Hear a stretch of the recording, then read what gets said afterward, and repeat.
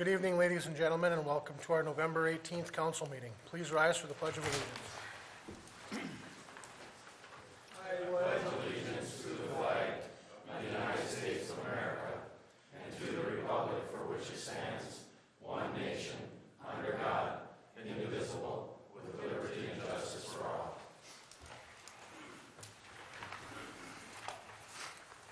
At this point in the meeting, because we have a new council, I'll be turning the meeting over to the clerk to administer the oath of office and the roll call. Tricia.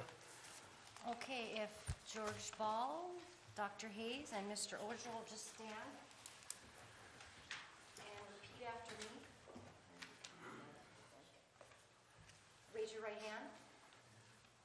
I do solemnly swear I do solemnly swear that I will support the Constitution of the United States that I will support the Constitution of the United States and the Constitution of this state, and the Constitution of this state, and that I will faithfully perform the duties of and that I will faithfully perform the duties of the office of council member the office of council member in and for the city of Norway, in and for the city of Norway, County of Dickinson, and state of Michigan, County of Dickinson, state of Michigan, according to the best of my ability, so help me God.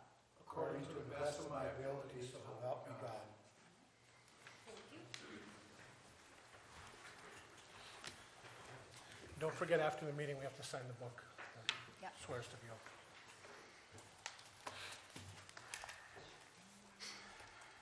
Now you do the roll call. Okay, roll. Mr. Oja. Here. Mr. Menegini. Here. Dr. Hayes. Here. Mr. Gottstein. Here. Mr. Ball. Here. And then we will have the election of mayor. Nominations are now open if you want to make a nomination. I'll nominate Jeremy Oja for mayor. I'll accept and second. I'd like to nominate Chris Gottstein for mayor. I'm not going to accept. Are there any other nominations?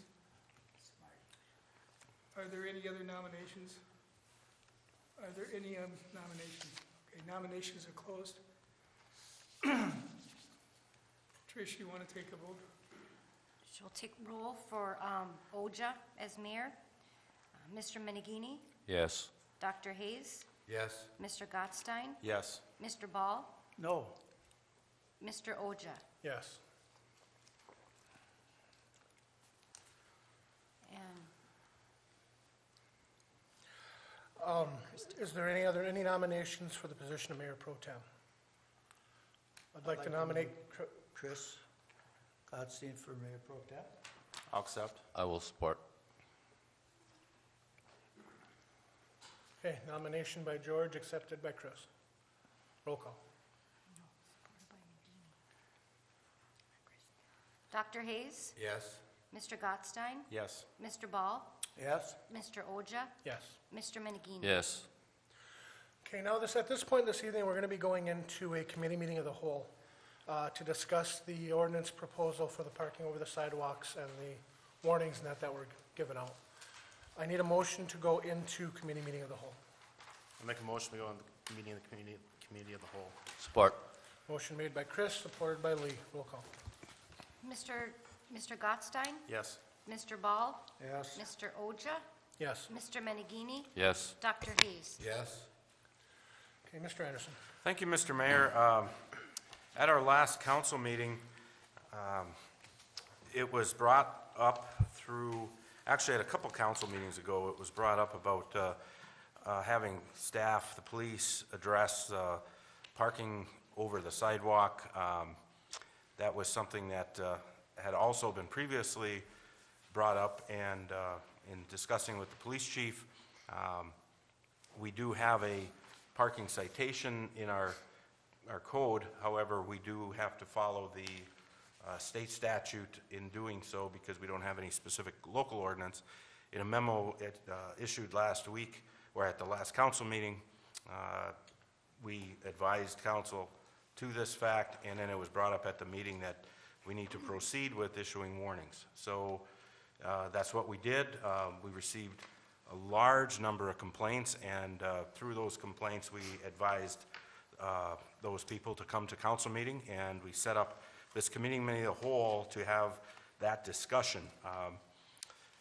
The crux of it is that there's no method right now in any local ordinance that has any exceptions to that rule. And to be fair, that should be discussed and that should be considered, so that you would give the police department and administration the ability to, whether through a permit or waivers or some way of dealing with the issue. I'm sure there are a large number of individual situations that need to be looked at, but at this point, council, it's staff's advisement that council hear from those citizens that did show up tonight, and in the future, and it's our advisement to come up with some method that allows us to deal with the situation, similar to what we do with zoning, similar to what we do with property maintenance. One of the misconceptions in this whole thing is that this is not a zoning issue. Zoning is for issues that are on your property. This is on public property, so this has to go to an ordinance or some statute. So I guess at that point, Mayor, Mr. Mayor, I would either throw it back to council and or to yourself, and then I advise hearing from the public. Okay. Does anyone from the public wish to come up and address the council on this issue? If you do, please come up to the podium, state your name and address for the record. My name is Hope Steinmetz. I live at 534 Section Street. My fiance was given a citation, not a citation, but a notice. Last year, we spent a lot of money redoing our carport and our cement to fit 2 vehicles in our driveway. He got a citation because his bumper was overhanging on the sidewalk. Now, you don't want us to park on the pavilion. We can't park on the road. There's none in the back to park. What am I supposed to do? As the code is written right now, you may park on the boulevard when the winter parking ban is in effect. So the vehicle could be on the boulevard as long as it's not obstructing the sidewalk. So that's okay instead of being in my own driveway? At the way it's set up right now, yes. Well, that's kind of, I think, That's when the winter parking ban is on. That's for the winter time. so then why did I spend all that money to do that, to get them in our driveway and put on a new carport and backed up my carport to get 2 vehicles in there? I'm just letting you know that the way things are set up right now, it is legal to park on the boulevard during the winter, when you can't park on the street.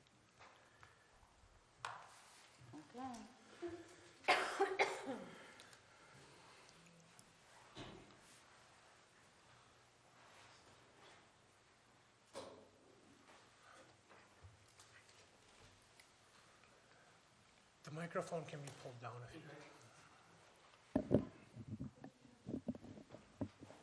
Yes, my name is Janice Lowe. I live at 230 Main Street, Norway, Michigan. I'm right on the corner. In 1996, we took down my old garage, and we had to go and get a building permit up to the county. We came here, then it sent us up there, and we came back down here. And because I did not tear down the slab, which I wanted to, but the building commissioner in Iron Mountain told me I could not remove that slab.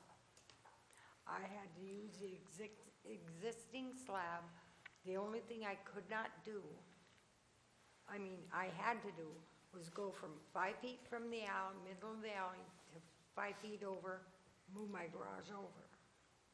But I had to use the existing slab. You could not, he told me I could not build back any further than what my garage, I wanted to just move the whole garage back. And he said, no, you cannot. You have to start from the front of the garage. Well, that leaves me just, I'm lucky if I could put, I might be able to put a Fiat on there or some little teeny car. But my Grand Prix would fit but my truck won't fit, nothing. We had recently moved down to Ohio, and now we have moved back. And we have my husband's vehicle that he has to use for work, my truck, and my car, plus we have a trailer, which we got notices on because it was on the side of the house, which you're telling me I have 2 front yards. If it's a corner lot, yes. I'm actually in the same position you are. I have 2 front yards as well. Okay, but the thing is, I only have a 70-foot lot. My house is 24 by 30, my garage is 28 by 30, and I built it the way the commissioners and everybody here told me to. So when we're tied up against the garage, we're across the sidewalk. Yes, and there's no place for us to do. And when I first moved here in '90, they told me I had to snow blow or shovel the sidewalks so the kids could walk back and forth to school. They don't even use those They use the road sidewalks. coming down, They use a road. so So, where do we go? where do we go? I mean, I'm right at the corner of the alley there. Everybody cuts through my yard, they don't care. As of right now, that's what we're going to be discussing here probably tonight after the public has had their chance, what we're going to do. And if, The way the rules are right now, there's not a lot to say we can do. It's enforce or not enforce.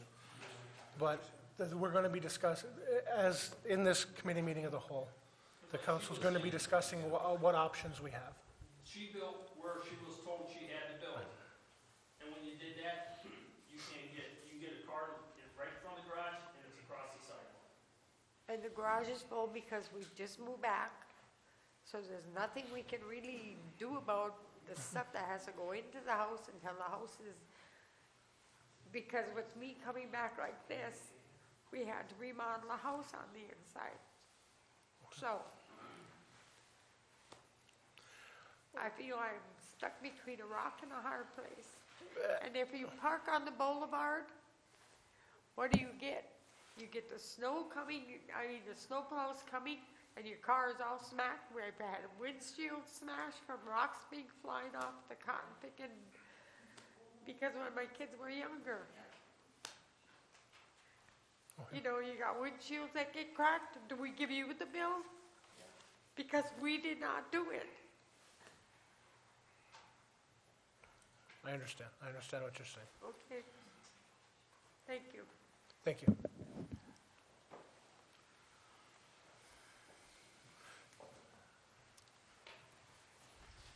Hi, my name's Aaron Richards. I live at 407 Main Street. We have a similar problem to what she has. My wife's gotten 2 notices already, and the only spot we have to park is the driveway. Yes, our driveway does cross a sidewalk. Our garage is too small to fit either one of our vehicles. My wife has a 2006 Chrysler Pacifica, and I have a 2003 Chevy Silverado that's an extended cab.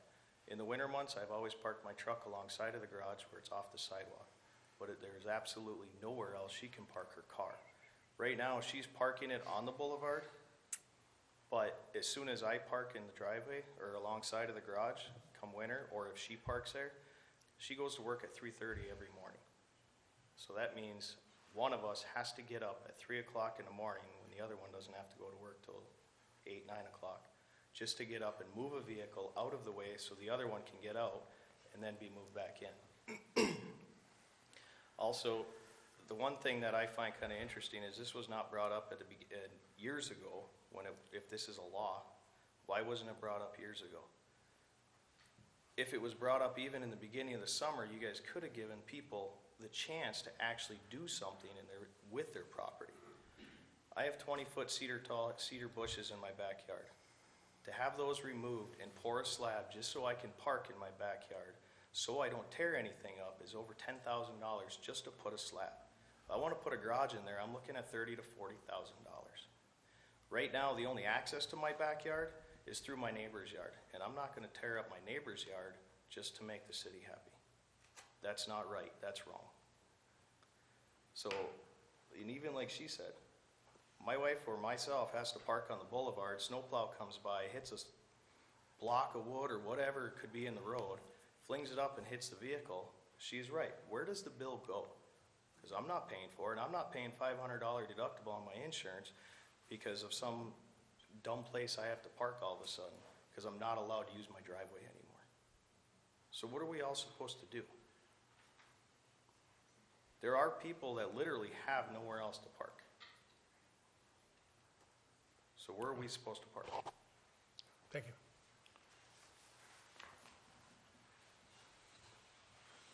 Does anybody else wish to address the council on this? Any council comments? Yeah, Jeremy, Ray had mentioned this to me about 2 weeks ago, and the first thing I mentioned to Ray, I said, number one is you gotta provide people or give people the opportunity to park someplace else if you're gonna have this thing enforced. And the man is right. I mean, this was put in place about 3 years ago. And the part that this is always been my gripes. When the city puts the stuff and tries to enforce it, number one is they don't have people to enforce it. And when they do start to enforce it, these are the complaints that you get. You don't give a person a chance, number one. This law has actually been on the books for a long time, a lot longer than 3 years. But when did they just redo it? This, I don't think this has been It was redone. redone since last time I was in office. Not the Yes, parking. It was updated. About 4 years ago, it was updated. I don't believe the parking has been. You know, Jim? there's a number of places, right, Kelly's. Now there's a place of business, he's got park on two sides of it, and all of it is on the sidewalk. Mark Bubbalani's apartments on, Main Street, parking on, for sure, the front part of it. Ed's Market, I mean, pumping gas. Ed Market.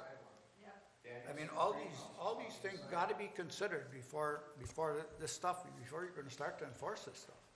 My neighbor's carport goes right over the sidewalk. Mine did before I redid it.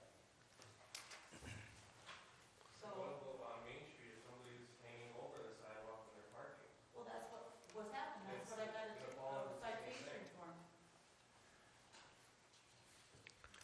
Well, I think obviously what the manager said, we need to come up with our own local ordinance to deal with these types of situations so that we can take them on a case-by-case basis and not have just a blanket, can't cover the sidewalk ordinance. And I think that's kind of where we need to start, is take the input that we're getting from everybody here and come up with an ordinance that will work for the citizens.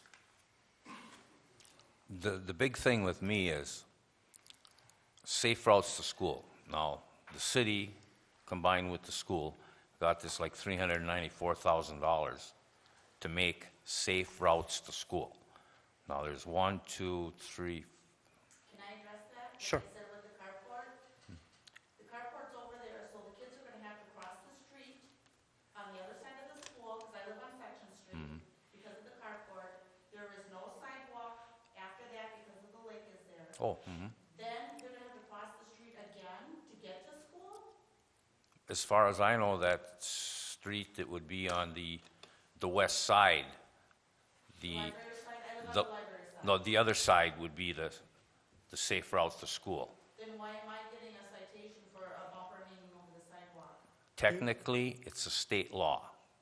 And if I complain, which I'm not gonna, say, hey, there is a car blocking that sidewalk, you can get a hold of the city police, the sheriff's department, or the state police, and they will follow state law. Okay, then why Which- didn't the building assessor tell me that when I had the permits from you guys, the ordinance, I can't answer that for you, I have no idea. and gave you the okay to go ahead and do that? Because the carport was on your property, that was governed by zoning. The building inspector, our, Jim Wiseman, our assessor, he doesn't have any kind of say or jurisdiction on public property. What he told you was correct on private property. But he's still supposed to know and abide by the law. He has to know that law. I'm a contractor. Even the local building inspector is supposed to know the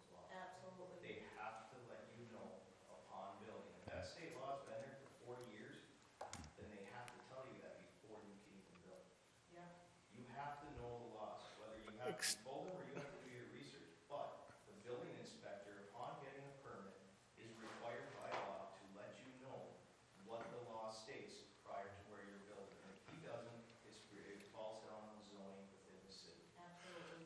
However, it wouldn't say on your plans or your permits for building how many cars you were gonna park, how long they were, exactly where they were gonna. Absolutely. Got it all okay.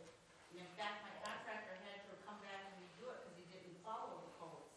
All that has to be noted before you can do anything. Yep. And you think that if he's gonna give you a permit to build right here, and he's gonna see where you're gonna be parking, shouldn't he let you know that you're not gonna be able to do that? If you said this wall's been on the books for 3 years, that you're gonna be blocking the sidewalk if you build right here? And in fact, he called me and told me, since how the old carport was torn completely down, that was not grandfathered in, I had to go back so many feet. And I agreed to that. And like I said, I don't want a rock thrown on my car or my fiance's, truck. That's the same with mine. I wanted to build my garage backward. But the commissioner up there at Mesa County, he came down and he says, no, you have to start right here, is the beginning of your garage. I'm lucky if I got 10, not even 10 feet down to the sidewalk. With yours, to be honest, that seems odd to me that he would tell you you couldn't. I don't know what else was in play. I'm not an expert on this. It just seems odd to me that he would. Yeah. You know, if they had used an existing structure. I said in Kingsford, same thing. If I was gonna build a new garage, if I wanted to leave it there, I had to use part of the existing structure, including it, part of the slab. Jeremy, the deal, but I don't know where they live, but the deal with them people there is they wanted to build, if they moved that slab, then they had to go by all the original, The new code. new ordinances. They had to be so far off the alley, so far off the park lines, then their building wouldn't fit. So in order to make their parking fit to where they wanted, they had to stay to where, use their old No, garage space or whatever. I would have liked to have torn up that slab. But they said, no, you could. that's part of the Exactly. existing garage, you have to use that. To put the garage where it was. Right. Yep. The only thing I wasn't allowed to do, I had to move it 5 feet. So it was so many feet from the middle of the alley over. Otherwise, I would have been right on the alley. City property. Well, Mr. McGee, you brought up the safe route to school thing. Mm-hmm.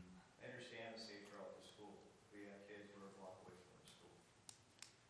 90% of the kids that actually walk to school, they don't do sidewalk anyway. I know. You're gonna spend $394,000 on a grant where you expand the sidewalks, make them 5 feet wide, and do all this stuff, and the general public doesn't even use them. I know. With that safe route to school is, and the state law, is there timeframes that you can and cannot use park there. Because if I'm gone from 3:30 in the morning and I don't get home till 2:30 in the afternoon, I just park on the road for a while, not a problem. Is there a time frame where like, I'm not there while they're in school, so why can't I park there in the evening? There's no school then. In the discussion of writing our own ordinance, that can be considered, say like a 7 a.m. to 7 p.m. or no parking on the sidewalk then, but that would all have to be part of the new ordinance, that if we decided to write our own ordinance. But it could be, that could be included as part of that. Nor particularly with the holidays coming up, yes, I live alone and I have one car. I have room for one car to park sideways on my apron, but I'm thinking already ahead to next week when I have family coming from out of town. I don't know where I'm gonna put her. I honestly don't know. I keep the sidewalks clear. And all in front of the garage is all blowed out, plowed out.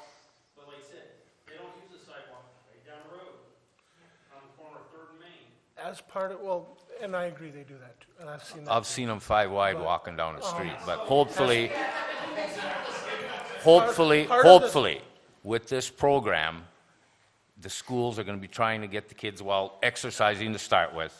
In a perfect world, let's walk on a brand-new sidewalks. But that's all part of it.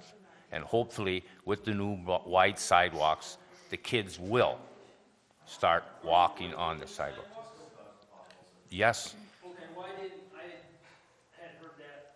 No, that's part of the safe routes to school. The school and the city got a grant for $384,000 to put in, I'm not sure how many blocks of sidewalk, plus ADA corners. There's like 19 brand-new ADA corners that, I mean, it's not our taxpayer. It's our taxpayer money, but it's not city taxpayer money, you know what I mean? It's the state and federal government that's giving the school through the city or the city through the school this program. And it's only like, Basically, what you're telling me is I gotta tear down my. no, we're not telling you that. And I'm gonna have to move it back where I might be on. We're just saying, you know, where are we gonna park then? That's our problem. That's why we're going to have this discussion. I mean, we've got to look at, is it 5 feet, Jeremy? I believe 5 it's feet. 5 feet, yeah. That's, You're gonna go into the boulevard, but you can't go into people's property. I don't know where the property line is there. It's How usually far right off on- the center of the It's road? usually right on the back side of the sidewalk, Oh, it so is, it's gonna okay. go into. So then it would cut into the boulevard. You're just short of the boulevard extra 2 or 3 feet. We're gonna take our parking spots away again. So, now you can't even fit your vehicle on the boulevard. Wayne and Michelle Ellsworth live just 2 blocks away from us, their boulevard is only about 3 feet wide right now. So when they widen the sidewalk, Is that on Section Street? we one house in from section. One house in. We have to look at the map for the safe routes to schools. There's only 3 roads. Where are they? We're on Main Street, so. As of right now, it's Section Street, Walnut Street? No, just the one side, No, This- it's both sides. but it can't, Yeah, but it stops at your house, or it actually goes to the next, because, where the carport is? yeah, and then it picks up again after Braspenics. So, sidewalk there though. after Braspenics, there's a sidewalk. Oh. Yeah. But, I mean, I walked that route when I was a kid, and you either walked in the street or you went over on the other side. I mean, the state wanted us to put both sides, like on Walnut Street, you know, that's another one. There's no walk when you get around the corner, and they're gonna have trouble as well on Walnut. And then it's 4th Avenue and 2nd Avenue. So we did switch it from 3rd Avenue to 2nd Avenue because, I mean, the garages are on 3rd Avenue are right there. So we switched it over to 4th because of that issue. We understand, just so you understand. Second and Fourth. Yeah. The whole reason that the whole reason we're here is because there was no good way for administration, for the police, myself, to administer this. We were getting questioned about what are we doing about, you know, with the safe routes or people parking over sidewalks. I mean, we don't have the tools to pick and choose, and that's the last thing we want to do in enforcing any rule is to pick and choose. We want to be consistent. If we have the ability to find those individual situations, you know, where we can deal with it, or you say we're just going to do the safe routes on specific time, you know, it's up to the council on giving us the tools that we can tell the officers, because the last thing we want to do is have the officers go out there and not know, well, can I or can't I, or, because you know, even though it appears that this is just happening, you know, I've been here since '99, and the ordinance for parking had parking over the sidewalks and a $5 ticket in that ordinance. And it was just never enforced because of these issues. It was just never enforced. So the council pretty much by default said that's not one that we're going to enforce. So, you know, we just never thought about it until right now.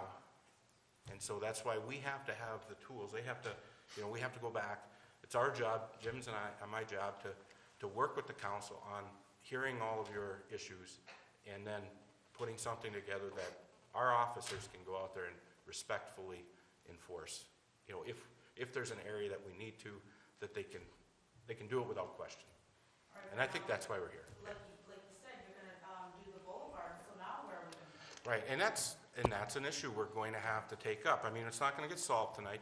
I'm gonna pull your permit because, the building code really isn't the one that should have been telling you that. It should have been zoning. I guess I respectfully disagree, Mr. Richards, about our assessor, handling that and knowing about the boulevard issue, because we look at a lot of zoning permits, and I'm telling you, it's very contentious when a variation comes up. Nobody wants to have to go to a variation, and when we tell them you gotta go back, there's not a person that likes it, so that's not an excuse not to do the variation and to do it the right way, but when it comes to the boulevard issue, that is not part of zoning.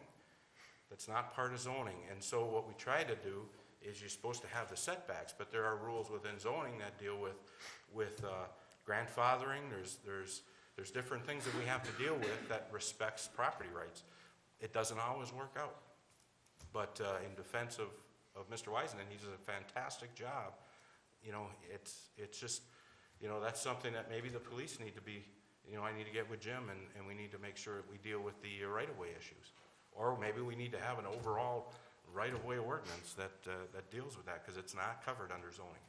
Zoning is just from your property, just what's on your property, so the zoning is one of the toughest things that we do, because you're dealing with somebody's property. We went through a variation. I remember going through that. Yeah, and I Right. I don't have a problem, that's why I moved it back and everything, but I Right. thought we were doing the right thing, and Yeah, then now... and you did. You did the right thing, and the zoning board approved it.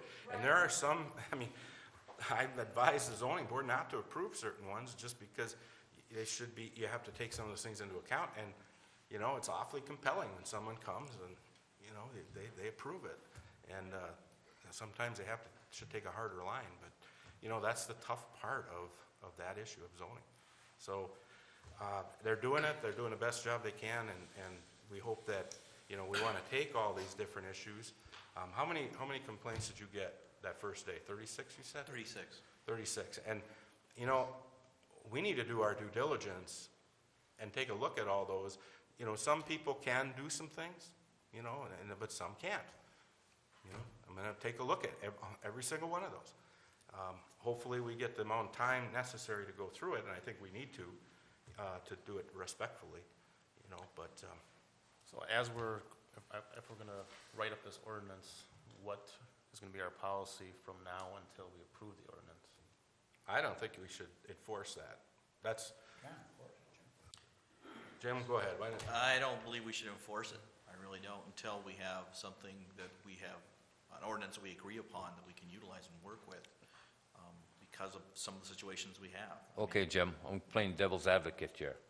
I know you don't want to enforce it, so I got a complaint with my neighbor because he's parking across the sidewalk all the time, and I call the state police and they come down. By state law, they can't give him a ticket, right? They can, but they usually refer you to our agency when you have a complaint. But still, When you it's have a as of complaint- right now, it's illegal. If we Right now, it's form illegal. some type of, what do you want to call it, ordinance, it wouldn't be. It's been illegal, yes. Yeah. My driveway's been the same way for 70 years that I can prove. Yeah, I'm not arguing that point. I'm saying what the state law is. Yeah, but you don't have a grandfathering. You don't have a grandfathering on the boulevard. They added 4-inch curb to big high ones that made it impossible for Right. me to pull on my yard. But you don't have a grandfathering on boulevards, on public property. You have grandfathering on private property, okay? All she's trying to say is when they came in and redid everything with the roads, they left her driveway exactly the way it was. They redid it brand new, just like it was, but they added the 6-inch curb. So even in that area, because if you're gonna do this even in the safe route to school area, you have to do it citywide, because you cannot be selective on it. You're gonna have to do it citywide, because like I said, if you're gonna do it, you gotta do it, it's a state law. So even those people in those areas that just had those roads done, they can't even get onto the boulevard to park. Yeah, her If car's they could get, if they have room on the boulevard to park, they can't get on there without damaging their vehicle just to park, because they can't park in their driveway. Right. And as I said, though, we're gonna have to take a look at those. We're not gonna solve it here tonight. I think that it's just hearing the types of issues. But like myself and Chief Schaefer and Mr. Wiseman, we're gonna have to get in and take a look at all of these different issues. It's gonna take us some time, you know, to do it right, it's gonna take some time. You're right, I mean, if, it hasn't been enforced, and it's been a state law for how long? I don't know. It's in the statute. Yeah, quite a long time.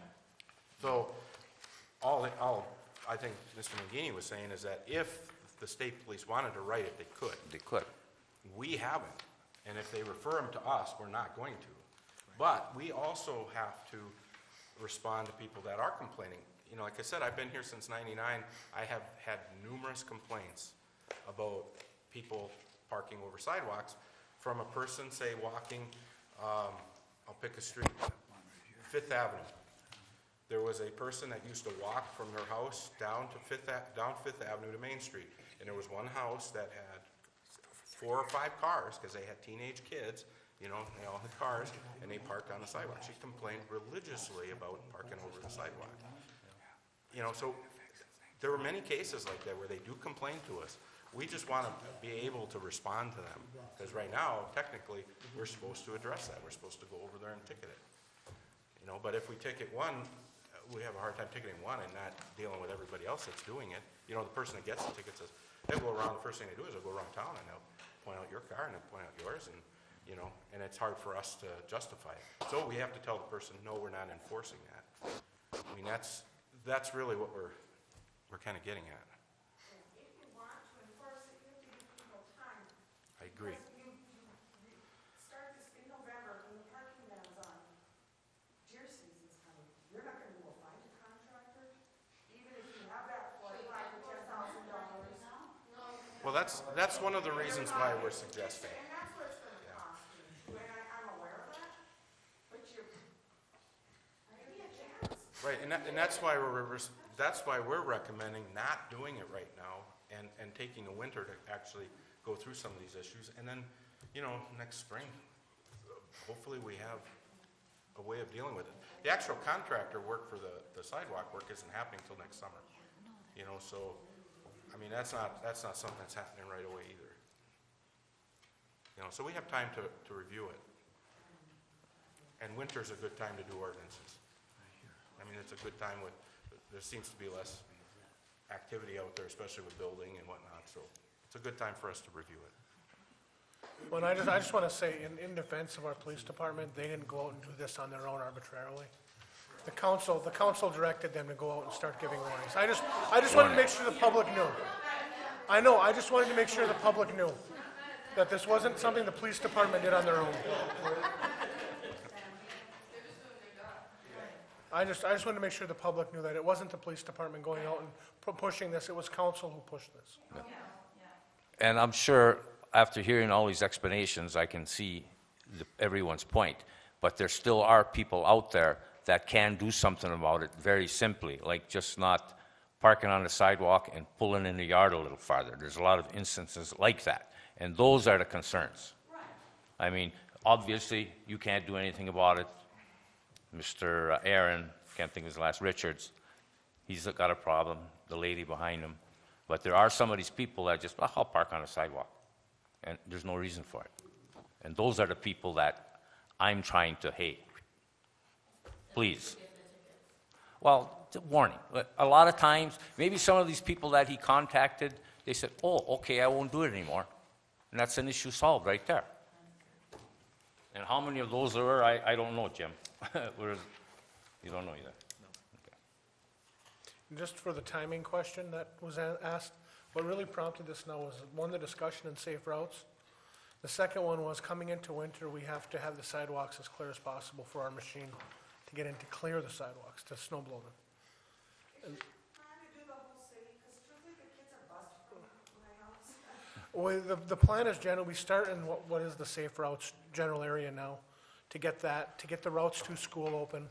Then if time's permitting, then we do expand it to other areas. The highway has been a That's right, major the issue, highway. so that was what prompted the machine in the first place. The highway, US 2 or USA? US 2 coming westbound. Lot of complaints about, because the county plow, I mean, just, you know, you can't get on the sidewalk, and it's a mess, and then people are walking down the highway. So that's really what prompted the machine. The Safe Routes is a beneficiary of it, I'm looking at a model that the city of Marquette uses, where they have major and minor sidewalks.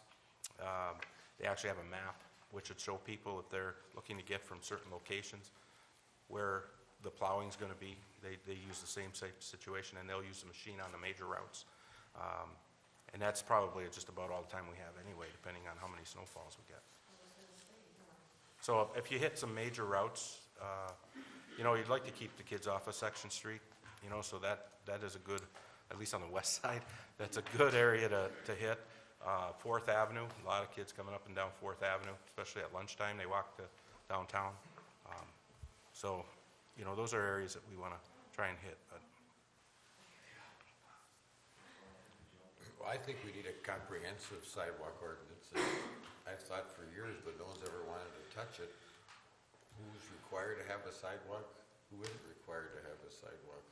I've gone down places where there's a sidewalk and all of a sudden somebody didn't have one. Well, is that required or not? And I think that we need to look at the whole thing. I don't think this is the time to start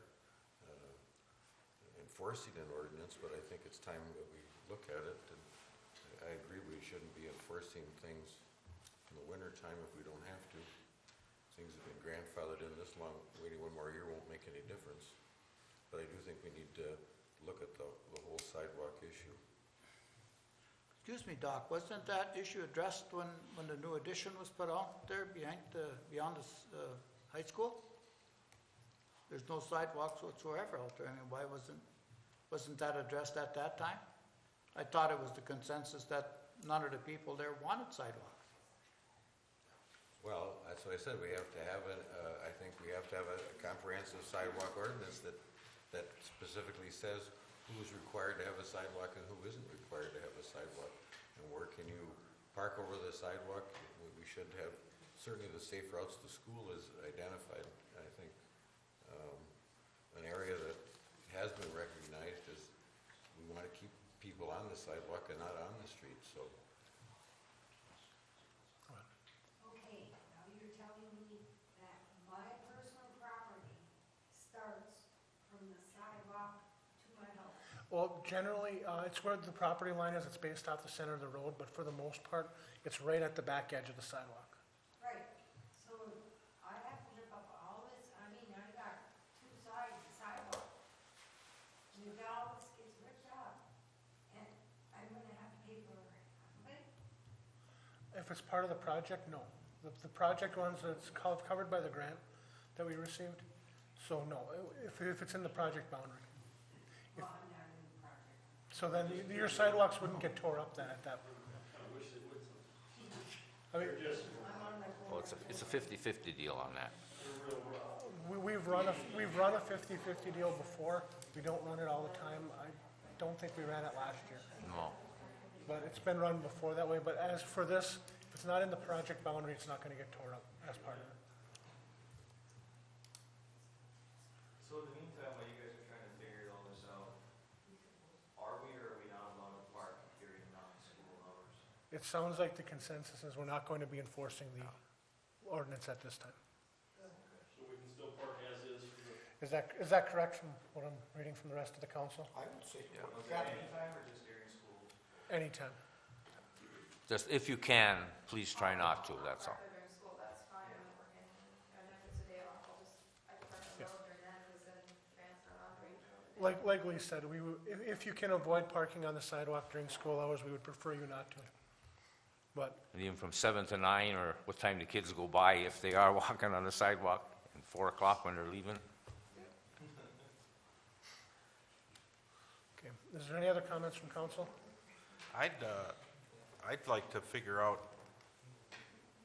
how we're going to collect the information. I don't know if you logged the complaints that came in, No, I did not. The addresses, so we can go look at them, or No, I guess if you're out there watching, if you're one of the people with the citations, give us an address so we can go and investigate. I got yours. No, you're here, I got your addresses, but I need to find out. That would actually, though, Ray, be part of, if we did do a by permit or essentially a variation for it, they would have to apply for it by permit, and then you would have the Yeah. address of those that request I it. think I'll send something out with the utility bills to say if you had a citation, give us at least your address so we can contact you. You know, you can give it to the office here. I'd say, Trish, give it to Trish.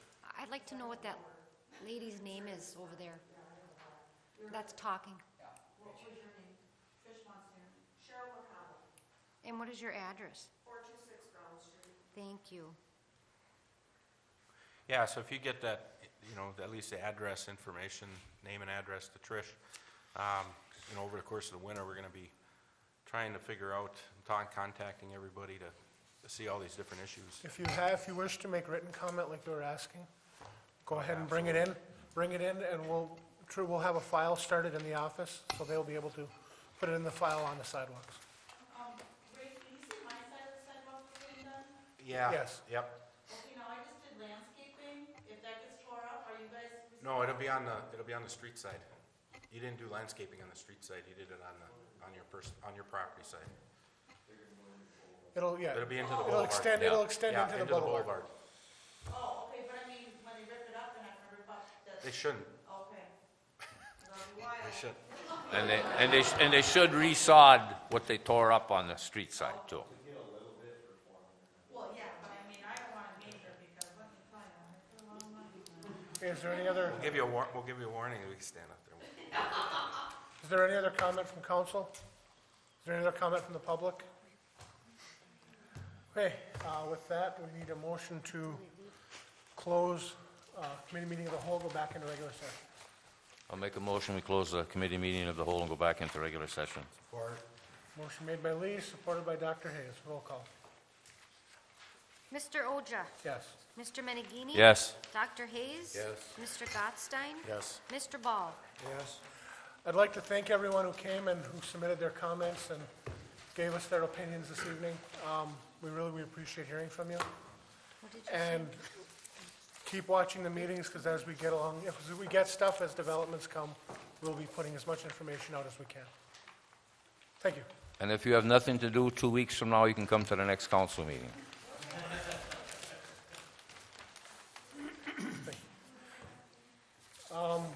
At the advice of the staff, we're going to take a brief recess here. In case anybody wishes to leave, they can without disrupting the meeting. So we'll take a 5-minute recess at this point.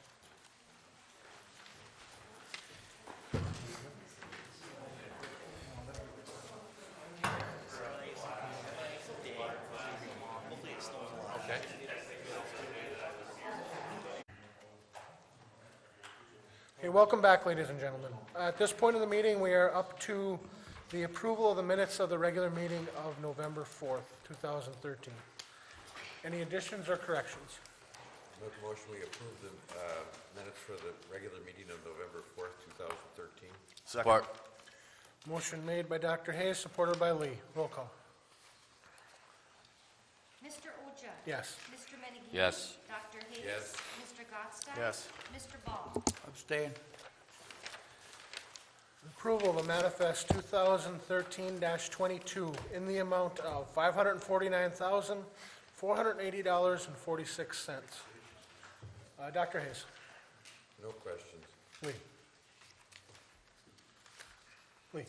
Yeah, I assume now, well, let's put it here. Before, we used to have on the additional minutes, or not additional minutes, on the additional page, the cost, additional expenses. And I was looking for the MERS, what we paid for MERS, the Michigan Pension Fund. But now I see you've got it broken down into all the different departments. Is that a new format per That was our at the auditor? That was the suggestion of the auditor. If you look in your audit report, it's the Okay. number 2 on the recommendations Okay. was- that anything electronic that we can, instead of doing an individual general journal entry, that we do in the form, in the regular manifest. Okay. And he went through with Mary as to how we can do that.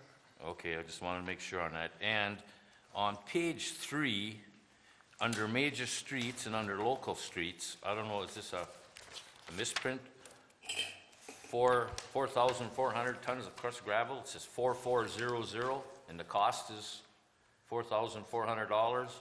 And it drops down under local streets, which is half again, 44, I don't know, is that 44 tons or 4400 ton crushed gravel? It says 4,400 tons. Seems like an awful lot of gravel, Joe. Yeah, we had 500 tons of gravel Total. total, so it's just a misprint, we'll get it corrected. Oh, okay, but We'll then, get it fixed. the- That was from the crusher going out to the pit. Okay. Making gravel and sand. then the major streets was, the cost was 4,400, but on the local streets, the cost was 8,000, yet the amount of tons are the same. We split the cost to one-third, two-third between. Oh, one-third, major- two-thirds? Yeah, The based amount on of the- tons is just a mistake on there. So it Oh, should've- so the tons is what's goofed up, okay. Right, the cost, when we have costs, general costs like that, we take the proportion of major to local streets and we break it up. Yeah, I realize that, it's the tons that's goofed up, okay, that's all I had. George, any questions on the manifest? Chris? Under the major and local streets, there's the Miller Products culvert materials for the compost roadside. Yeah, I don't know if that's labeled correctly, let me check on that too, because we bought a culvert and put it up here on Hill Street for a water washout situation we had. Okay. So I'm not sure it's labeled correctly. I wasn't aware that they had already purchased a culvert for, Because you have, under local streets, you have materials, ditch work at Hillcrest. Yeah, that's the one for the Hillcrest Drive. Okay, and this one's under, Water washout. So David did mention to me that he purchased a culvert over there already, but he might have. okay, So I just have to verify that he did purchase it. okay. And then with the gravel and the sand that we had out of the pit, how much did we save by doing that ourselves versus purchasing it? I didn't do the math on it, cost per ton, but we were buying it at $7.50 a ton. Okay.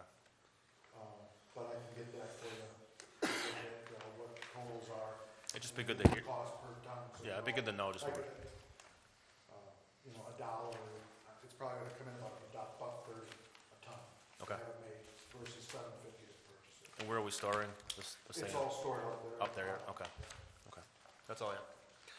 And the only thing I have is on the porta potties out at the soccer fields and that, those have been pulled now, so that should be the last bill on them? Yeah, Okay. should be. Okay. Does anyone from the public have any questions on the manifest? Okay, seeing none, I need a motion to approve. I'll make a motion, we approve manifest 2013-22 in the amount of $549,480.46. Second. Motion made by Lee, supported by Chris. Roll call. Mr. Menegini? Yes. Dr. Hayes? Yes. Mr. Gottstein? Yes. Mr. Ball? Abstain. Mr. Oja? Yes. Okay, getting into the first thing we have on our agenda for the evening is appointments and presentations. We have the fiscal year 2012-2013 city audit by Mr. Scott Kenny. If you'd like to come up. We've completed our audit, and this is the presentation of it. First, I'd like to thank the council for again engaging me to perform the audit.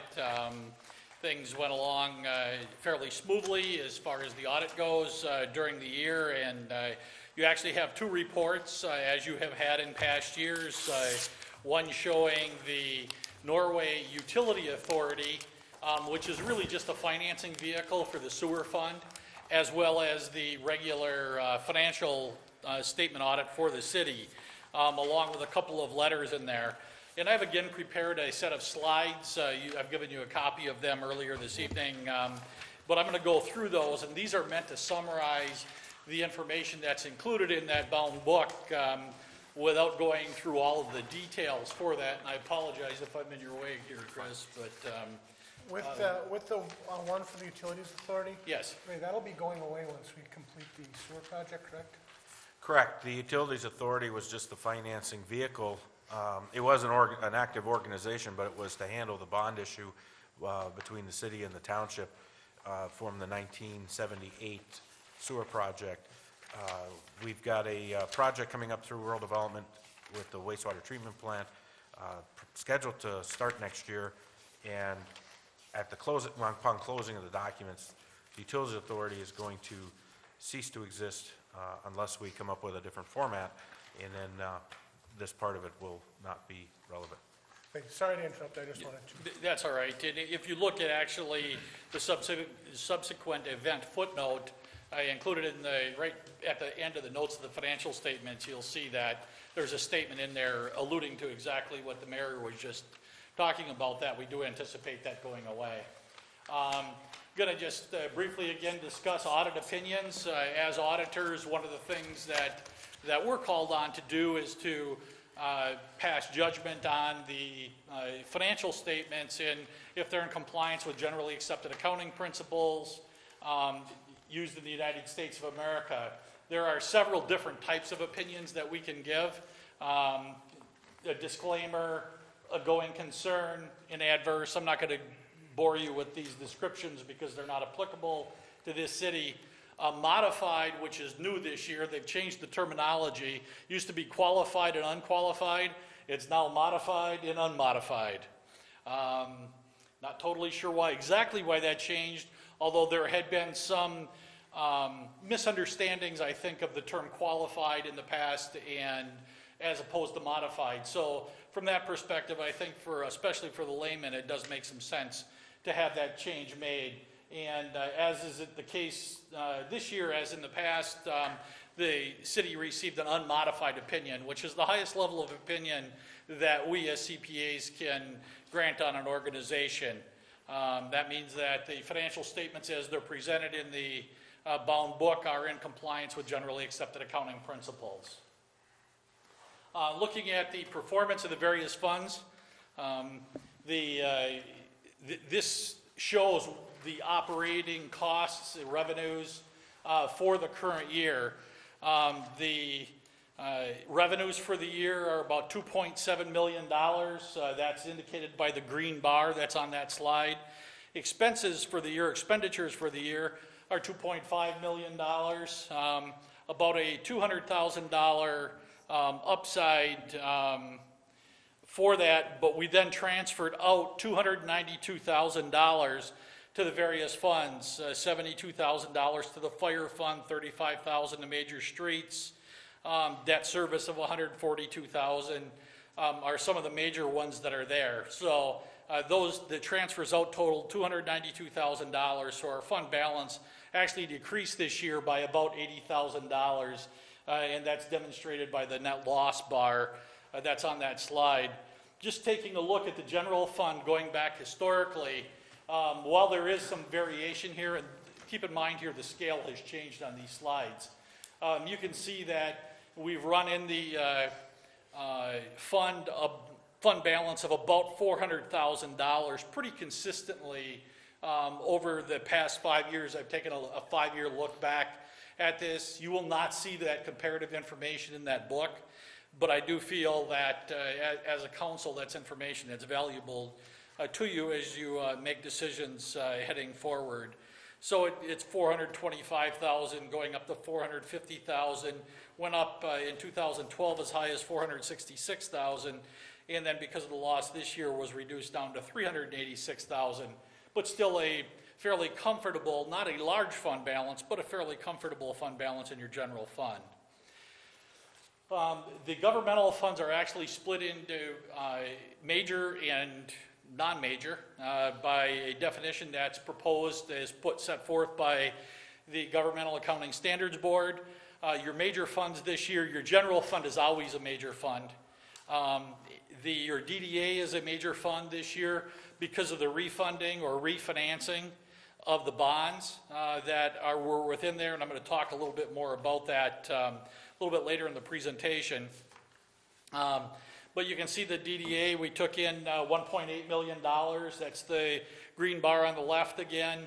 Expenditures of about $1.7 million. A transfer out to capital, which was the match for the DIG grant, $60,000. So we actually saw an increase in our fund balance there of about $44,000. So that small last bar on the end there is, represents the 40,000.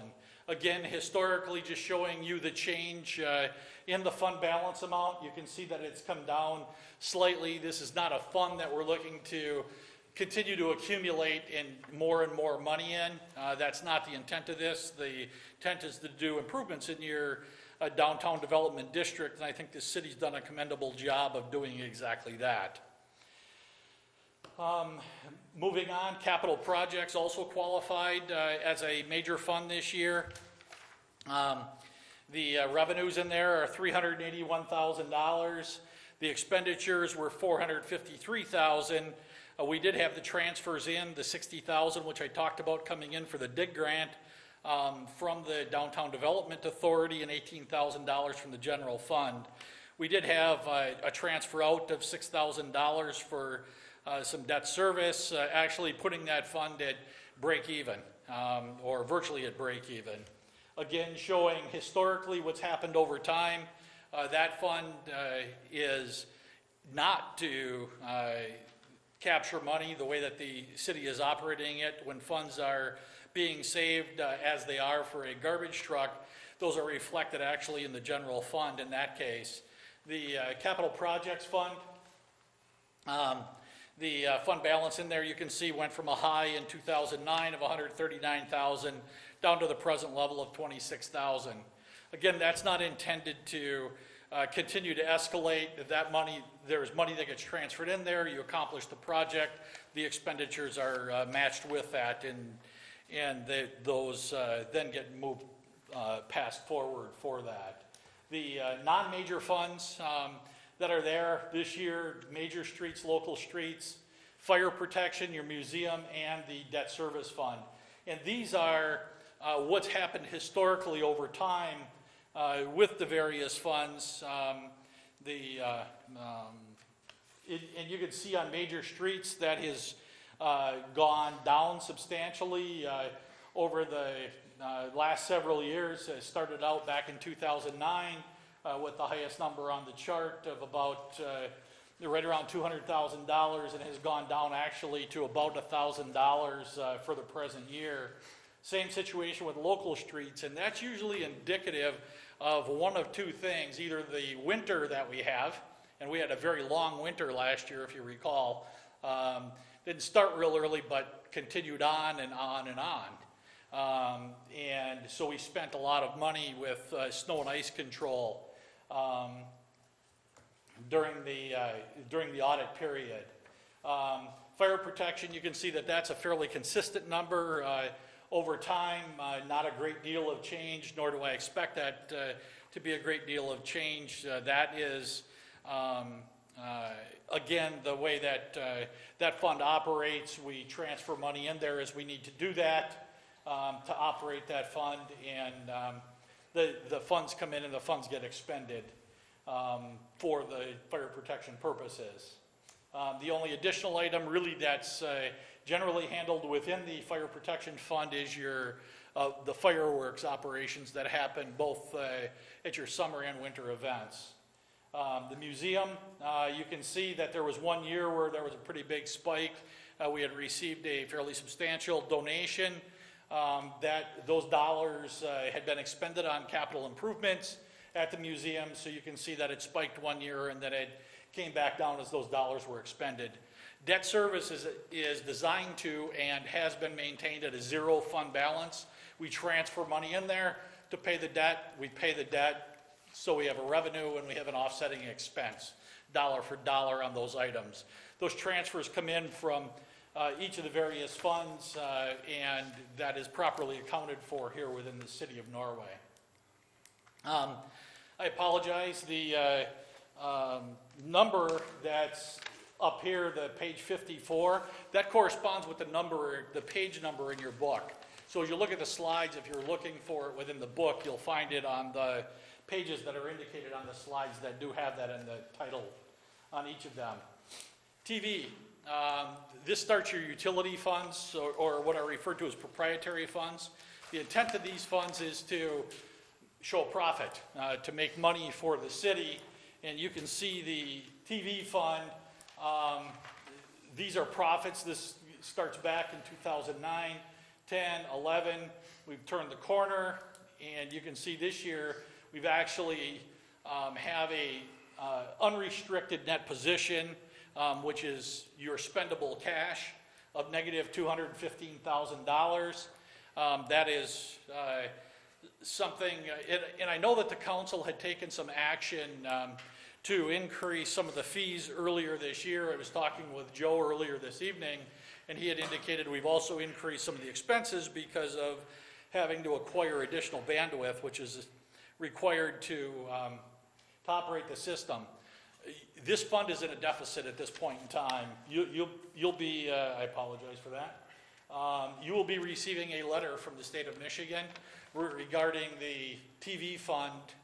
Actually, your TV, golf, and sewer funds are each in a deficit position. You'll have to do a deficit elimination plan. I've talked with Mary, I've talked with Manager Anderson, I've talked with Joe a little bit earlier. Don't have a lot of great answers for you here. This one's going to be tough because you have a fairly small base of, comparatively, a fairly small base of customers. Normally, and you have a lot of fixed costs. So if the more customers you have, you get to split that out over a larger base. Well, you had shrunk to a point, had actually increased slightly, but still have pretty much stagnated at a level that is not allowing you to be profitable within this fund. And that's something you're going to really have to take a hard look at. Like I said, I've talked with the staff about this. But that one, as you prepare the deficit elimination plan on that fund, which you'll be receiving a letter, it'll take probably 2 or 3 months for that to come. You're going to need to really take a look at that, because I think your opportunities are fairly minimal for being able to increase your revenues in there. There might be some opportunity, but I don't think it's a lot of opportunity, because as you raise your prices in there, you may lose customers, and that's certainly not in the best interest of the fund. The other side of that is reduce your expenses, and you have a lot of fixed costs in there as well. So there's not real good answers for you within this, but controlling your expenses is the place that you really are going to have to take a look at what's happening within your TV fund. The electric fund. The electric fund is the real champion here. You can see the scale here. We went from $800,000 up to about $1.5 million in unrestricted net position, and this is after transferring out from that fund some fairly good pieces of money into some of the other funds. No surprise here. The city has utilized the profits from the electric fund for quite a number of years for helping out the rest of the operation, and quite frankly, that's something that you want to do within the operations. You should be making money, and I equate it to a profit organization paying dividends to its shareholders. That's essentially what you're doing for the residents of the city of Norway. So the electric fund really showed very well as far as the performance of that fund this year. The golf fund, the golf fund, you can see over time, we've been in worse shape. The concern that I've got is, and it's certainly shared by the staff here, that this trend over the last 3 years is going in the wrong direction. These are net losses. We are in a deficit position here. Again, we'll be doing a deficit elimination plan. You've got a couple of years debt left on the golf fund, or on the golf debt that's out there. 2 years, I believe. Is that correct? Yeah, the spring of 2015. Okay, that the original debt will be, and then there's a debt to be paid back to the city, actually, from the Golf Commission for some roof work that was done as well. You know, you might be in a position where you're going to need to weather that storm and then make some decisions, because that will get rid of fixed payments of about $70,000 for that. But golf is not just here, elsewhere as well, has been on a decline. Again, your customer base is shrinking. It didn't really shrink a lot. You guys had tried a couple of things. One of them was offering discounts to residents of the city. Don't know exactly what the impact of that was. When I looked at the numbers, I didn't see anything that jumped out at me that said, oh boy, we offered these discounts and we picked up 30% more members. We did not see that kind of an impact, but I can't tell you that the number wouldn't have gone down more than it did if we hadn't offered the discount. So it's something that's very difficult to measure. But we continue to have our deficit there. We've had lengthy conversations within the staff, both with me and just within the staff themselves, as to how to address that. And that's it's nice to have that golf course, but to continue to subsidize it is something that you're going to need to take a good look at that. The water fund, you can see, is also a real stable fund. Had an unrestricted net position, has been running across generally at the $180,000 number, which is a real comfortable position to be in. It allows you to have adequate cash within the fund in order to do improvements if you need to do them. You've obviously got your pretty much fixed customer base. Your charges are at a proper level for that, and certainly competitive. So that's another winner as far as the financial performance goes for the city. The sewer fund. This is one where there have been substantial changes made. The management had spent a lot of time in this fund with staffing, excuse me, with staffing and trying to control other costs. I know that there was some evaluation done this past year as to perhaps privatizing or contracting out the fund itself or the sewer collection process. That, at least for the time being, has been, the decision was made not to do that. But you can see that we're going in the right direction. This year we kind of dropped a little bit. It's not a huge number here. And let me throw two things out that occurred that have an adverse impact on this fund. One of them is you continue to do substantial spending as far as planning goes for the grant that, the RD grant that both the mayor and the manager talked about a little bit earlier as far as the improvements go within that fund. So those are recorded as expenditures, which is something that's not going to be recurring. That would actually eat up that entire difference.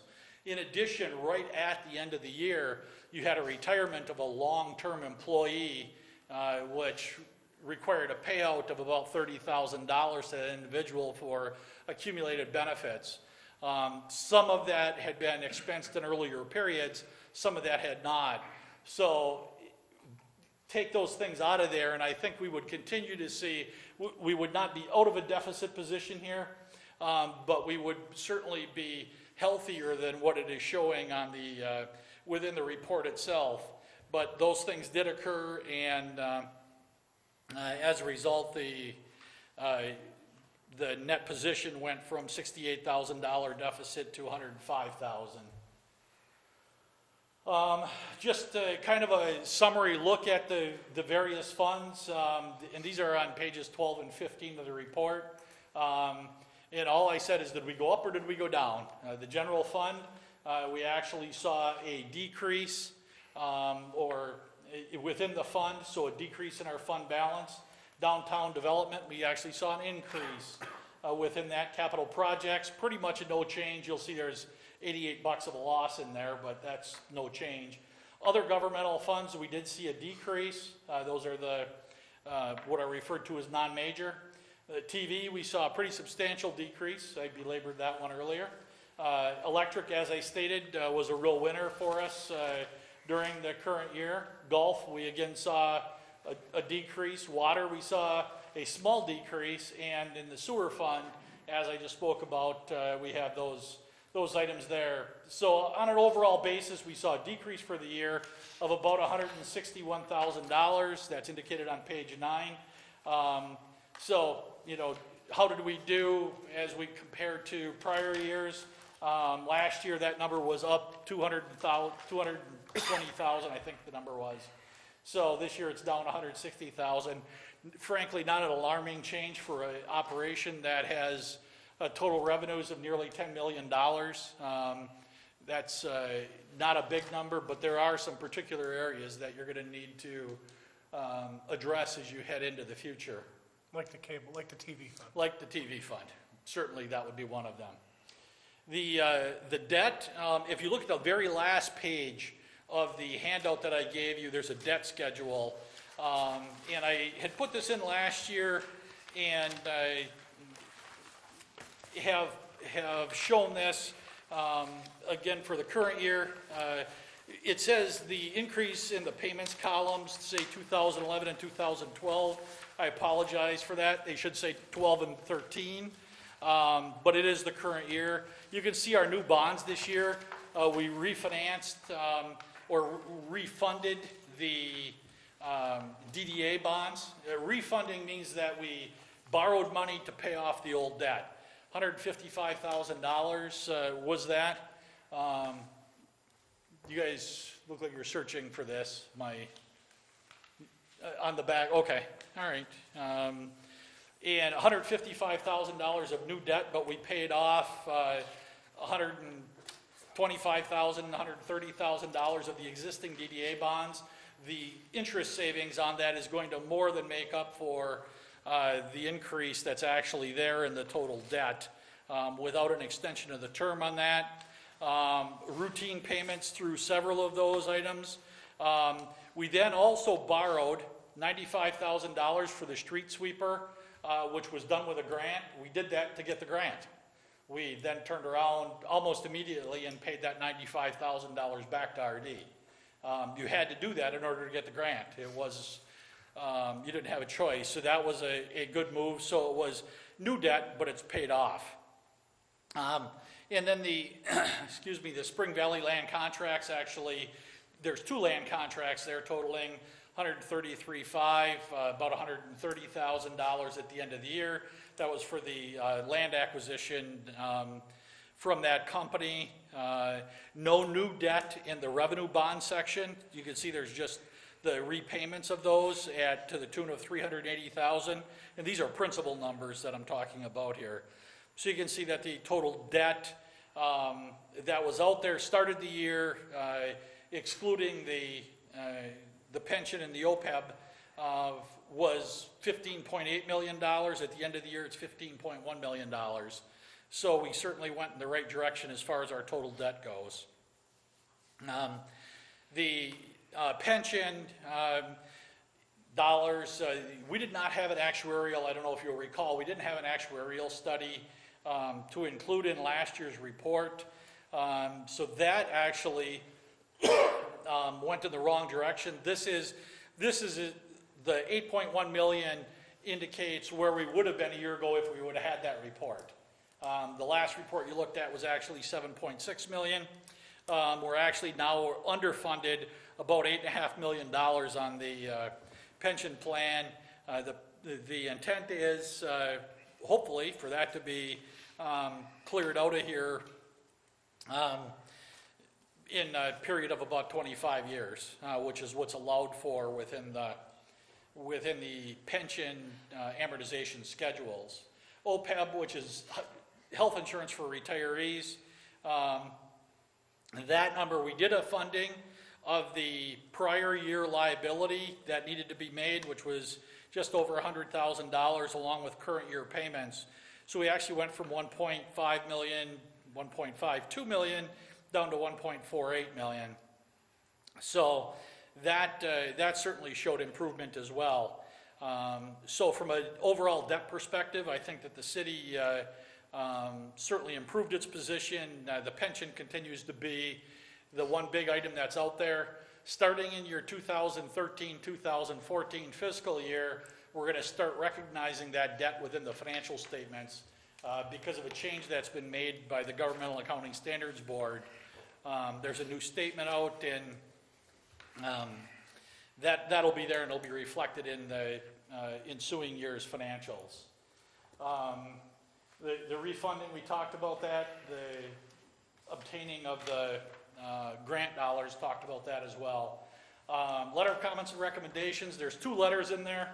The letter of the comments and recommendations is the one that has the,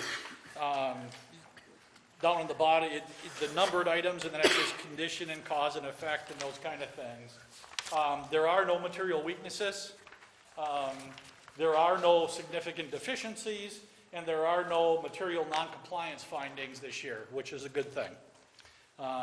There are a couple of items that I do think you should pay a little attention to, or maybe a lot of attention to. This first one is a repeat, a personal property tax delinquency. We have several fairly old personal property taxes that are delinquent. There's a very specific process for removing them from your financials, being allowed to write them off, if you will. We've allowed for them in the financial statements. That means for financial statement purposes, we've written them off. So it won't have an adverse impact on you to do this, but I do feel that when I'm looking at bills going back into the 90s, that there's virtually no chance that you're going to collect them. Why carry them? Because there are costs with carrying those just on the books. There is a legal process for removal. It does need to be approved through the court system.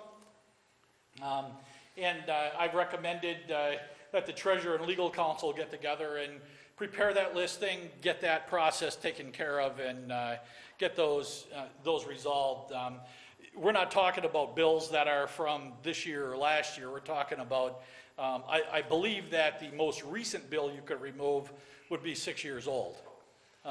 So your chances of collecting that after the efforts that you've gone through are pretty small. So that's why the recommendation for that. I can say that I meet weekly with the attorney and with the manager, and either this week or deer season kind of threw the schedule off. The next time we meet, we'll include Mary in the discussions, and we'll be going over this. Okay, yeah. You're going to need, the attorney's going to need to have some kind of a listing prepared by the staff here of what those bills are, and just go through the steps in order to get that taken care of.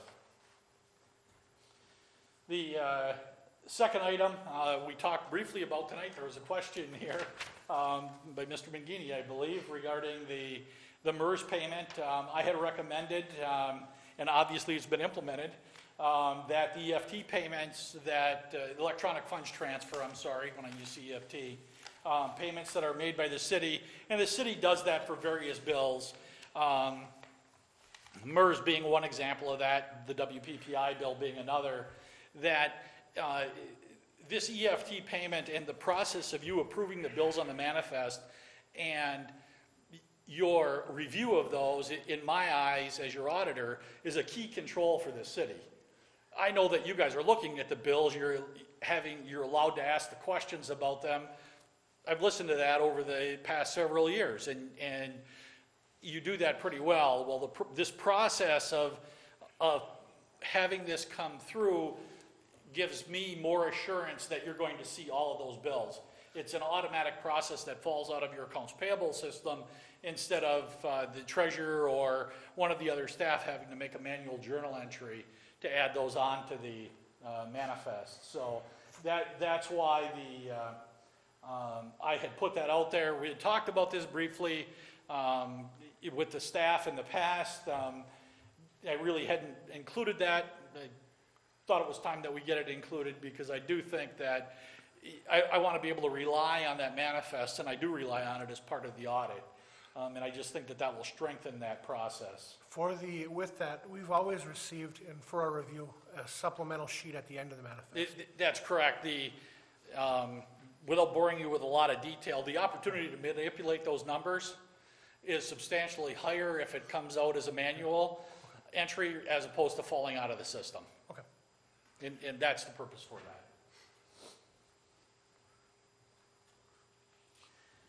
Utility bills. Utility accounts receivable, you've got some that are severely delinquent. Not a huge number, but it did go up this year. And I'm concerned about the fact that that number did rise. I've been concerned about it for a while. I look at it, what's called an aging of accounts receivable, which says that when we build it, it says, okay, how many days has it been since it was billed? Where is it at? And you've got about $25,000 in the 180-day plus category. I asked the question of the of that $25,000 that we've got in the 180-day category, what did we put on the tax bills? Because that's a really, in my eyes, a really effective collection methodology. And we had put on $2,000, as I recall, something like that. It was a fairly small percentage of that. And I said, that's an area, your utility system here generates about just over $7 million a year, about $600,000 a month. So there's a lot of activity. You have a lot of accounts and there's a lot of money that goes through there. It doesn't make sense to not really spend the time and effort to go through collecting those, because what we're asking the rest of the people in the city to do is to subsidize those that aren't paying. I know that there has been some trepidation in the past, particularly with rental properties, about not putting them onto tax bills. Quite frankly, if you're in the rental business, and I look at that as a business, don't ask me as a resident of the city to subsidize that rental operation, which is essentially what we're doing. That doesn't make any sense to me. I do feel that we need to have a very solid procedure and policy that just says we're going to take those bills and we're going to put them on the property tax bills. They're going to be attached, and you have that opportunity to do that. You do have a procedure in place for collecting security deposits, but and the legal counsel could certainly interject with this if I'm misstating this, but I believe it's 6 months delinquent before we can actually put them even onto a property tax bill. That's a pretty long period of time, and if you have a $250 a month bill, you're at $1,500 before the first one goes delinquent. And you have consumed way above what the security deposit is. I know that the council has had some conversation about this, but I think that it's something you really need to get taken care of. The financial impact on you, you can see that this allowance increased from 4.5 to 7.5%. Doesn't sound like huge numbers as far as the total percentages go, but that's almost a doubling of that number. Not huge as far as dollars go, but we've essentially, without specifically identifying accounts, said that we are not going to collect. Instead of, the number's been historically carried at about 25,000. We've taken that number from 25,000 up to about $40,000 during the current year as part of the financial statements that you have in your hand. So it is a problem for you. The other thing that I had noted as I was here auditing is when the utility billing clerk retired back in June, she was replaced on a part-time basis. Don't know if that's necessarily in your best interest. I think that's something that you need to take a look at is, do we have enough time being spent in that area in order to adequately address this? If you want my particular opinion, I would say that you do not. And I think that that's shown out by what the numbers are. In my meetings with the manager and discussions with the manager, we've talked about this for a couple of months. The plan going forward is to take a look at it come budget time next April, May. Okay. And see where we are on fund balance and see what we can do and see if the council wants to do something at that point. I would offer to you that you have a problem, it's been identified. To me, to wait until next June The only thing we're going to have is a 6-month bigger problem. And I'm not saying that you got to jump on this thing today, throw more hours at it, whatever. I think you need to make an intelligent decision. I don't know that it's in the best interest of the city, I guess, to wait. I think that you should get this thing addressed and deal with it. If it makes sense, if you don't want to make the changes till then, that's fine. But don't, just because we have a budget period that falls in there, doesn't mean that this problem is going to get smaller between now and then. I guess I would encourage you, take a look at it more prospectively than that. Is this more of a personnel issue you're saying, or time done, or a policy issue where we're not? I think it's a combination of things, actually. And it's really difficult to separate those things. I think clearly the policy and procedure that's there, putting those on the tax bills, I think should be a pretty routine step. But I know that because of, you've had some landlords come in here before the council in the past. I've heard some of the discussions myself that have said, you know, don't hang me with the bill, it's the tenant's responsibility. So now we're asking the rest of the residents of the city to do that. That to me doesn't make sense. But is it policy procedure versus the number of hours? There's really not a good way for me to measure that, but waiting until budget time to at least do that analysis doesn't make a lot of sense to me. We've been talking for 2 years about getting them on the tax rolls, the delinquent ones. Why? I don't know. What the holdup is, I don't know. Maybe some of us council members haven't pushed enough to get it on the tax rolls.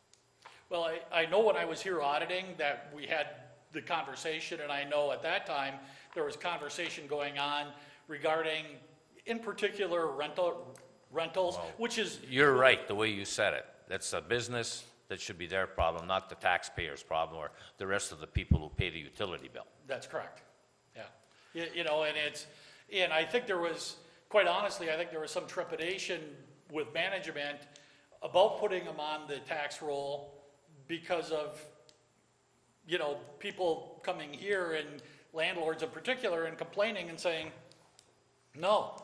So I think, you know, that you as a council would probably do management real well here to tell them, you know, let's... But I think we gotta have a policy in place for that, because Yep. if we're gonna be charging landlords, me being a landlord, I wanna know when my tenant's being delinquent.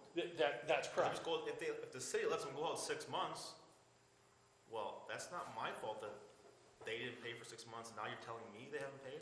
Well, So I let think me, we have the policy in place. let me, with Mary's help here, get your microphone. All right, let's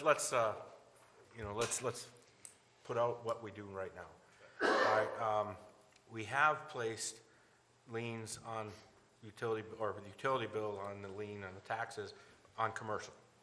We started that process. Mostly on owners, Yeah. some residential, but mostly on property owners where it's their own bill. Yeah, and as far as, you know, your question about going out 6 months, we don't go out 6 months. You get a copy, or you should get a copy of the delinquency within a month. Every month. Every month? If your renter's getting a shut-off notice, you should be getting a copy of it too. Right, So we have that policy already. we have that policy. We've also pulled up the amount of time, like, we cut cable right away. And we've pulled up the, you know, some of the timeframes as best we could. There's some limitations on when we read meters, when we get the information, when it goes out. And one of the issues we have is that a standard utility bill for us, it's not just water and sewer, it is electric, which is a huge part of the bill. We also have the cable, and the garbage. And so, you know, we have a pretty substantial amount of actual costs or utilities on that particular bill. So I think that's, you know, that's part of it.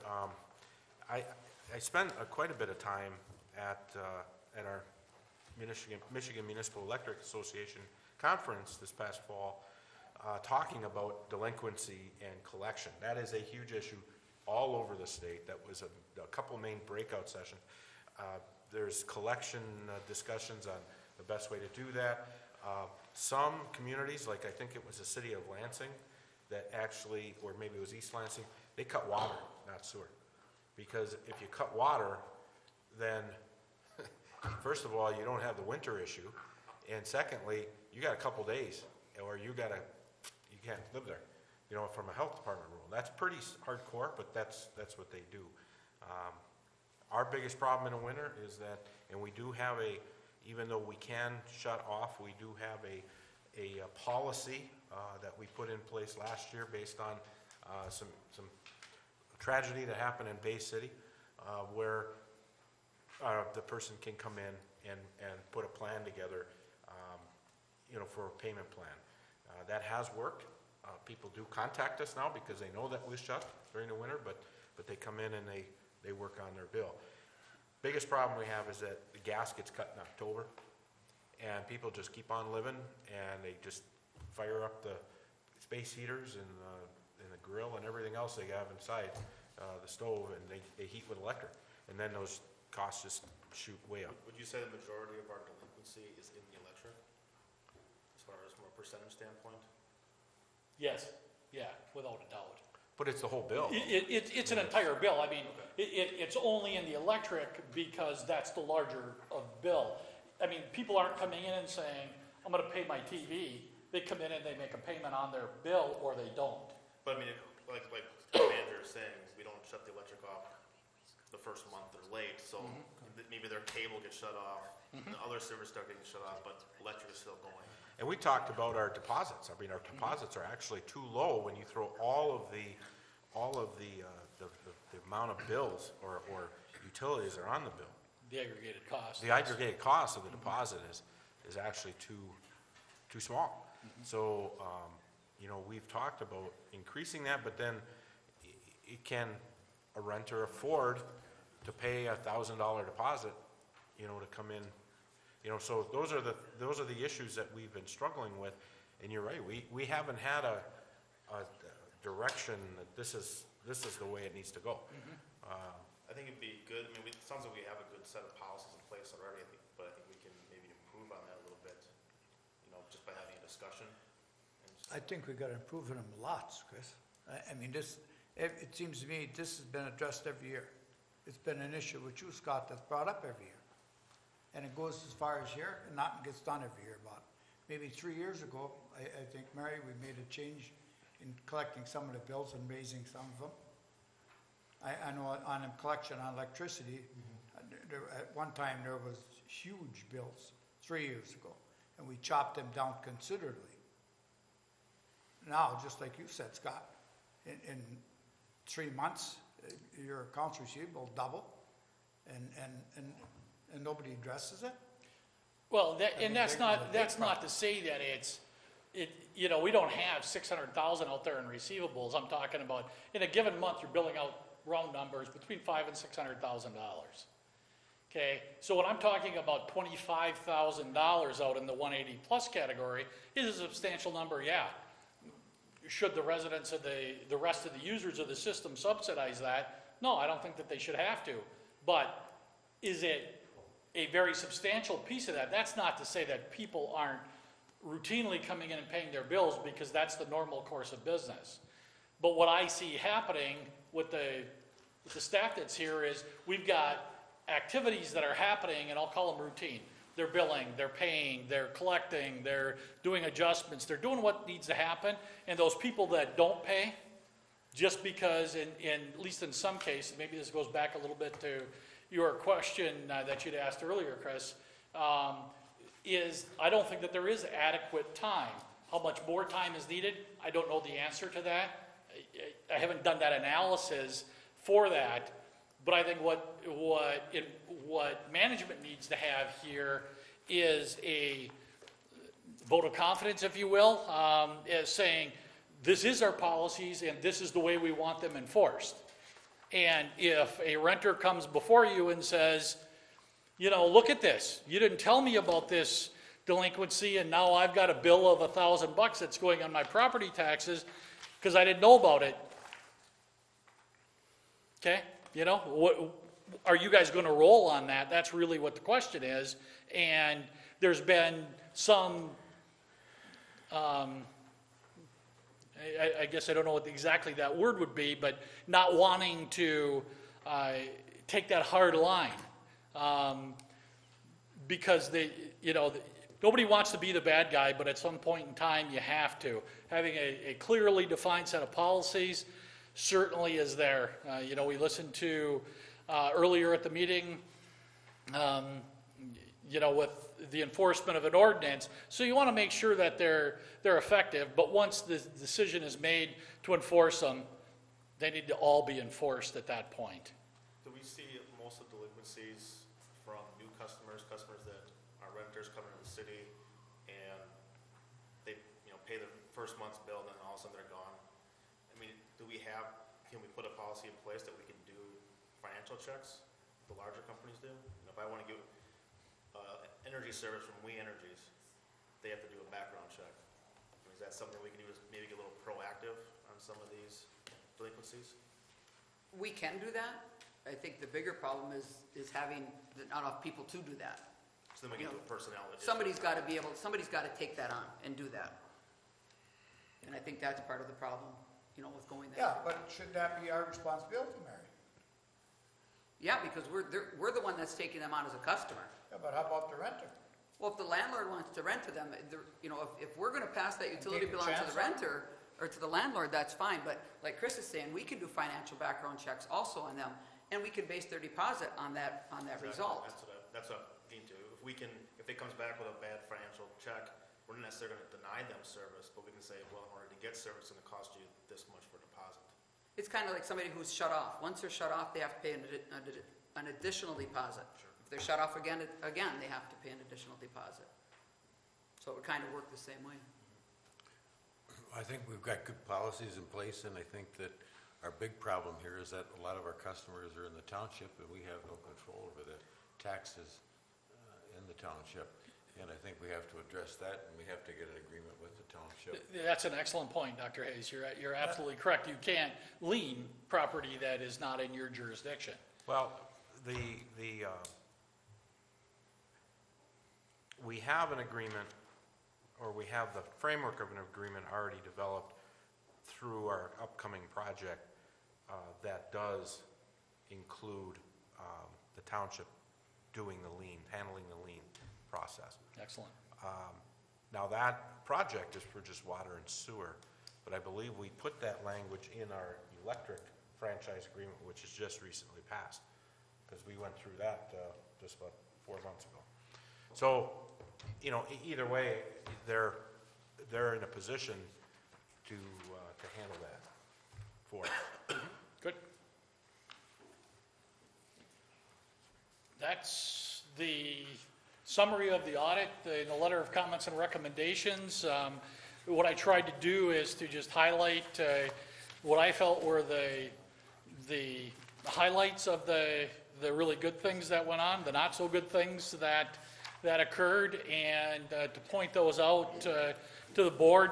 Clearly, you've got a lot of pages of reading material there in front of you. I'd be happy to answer any questions that the council may have for me.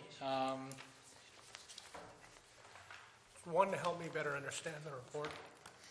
When you're looking at like page 14, total net position, at the very bottom, what is total net position? Total net position is the difference between assets and liabilities, essentially is what that is. That's, if this was a for-profit company, that would be your equity. So in looking at this, our electric fund is now negative there as well.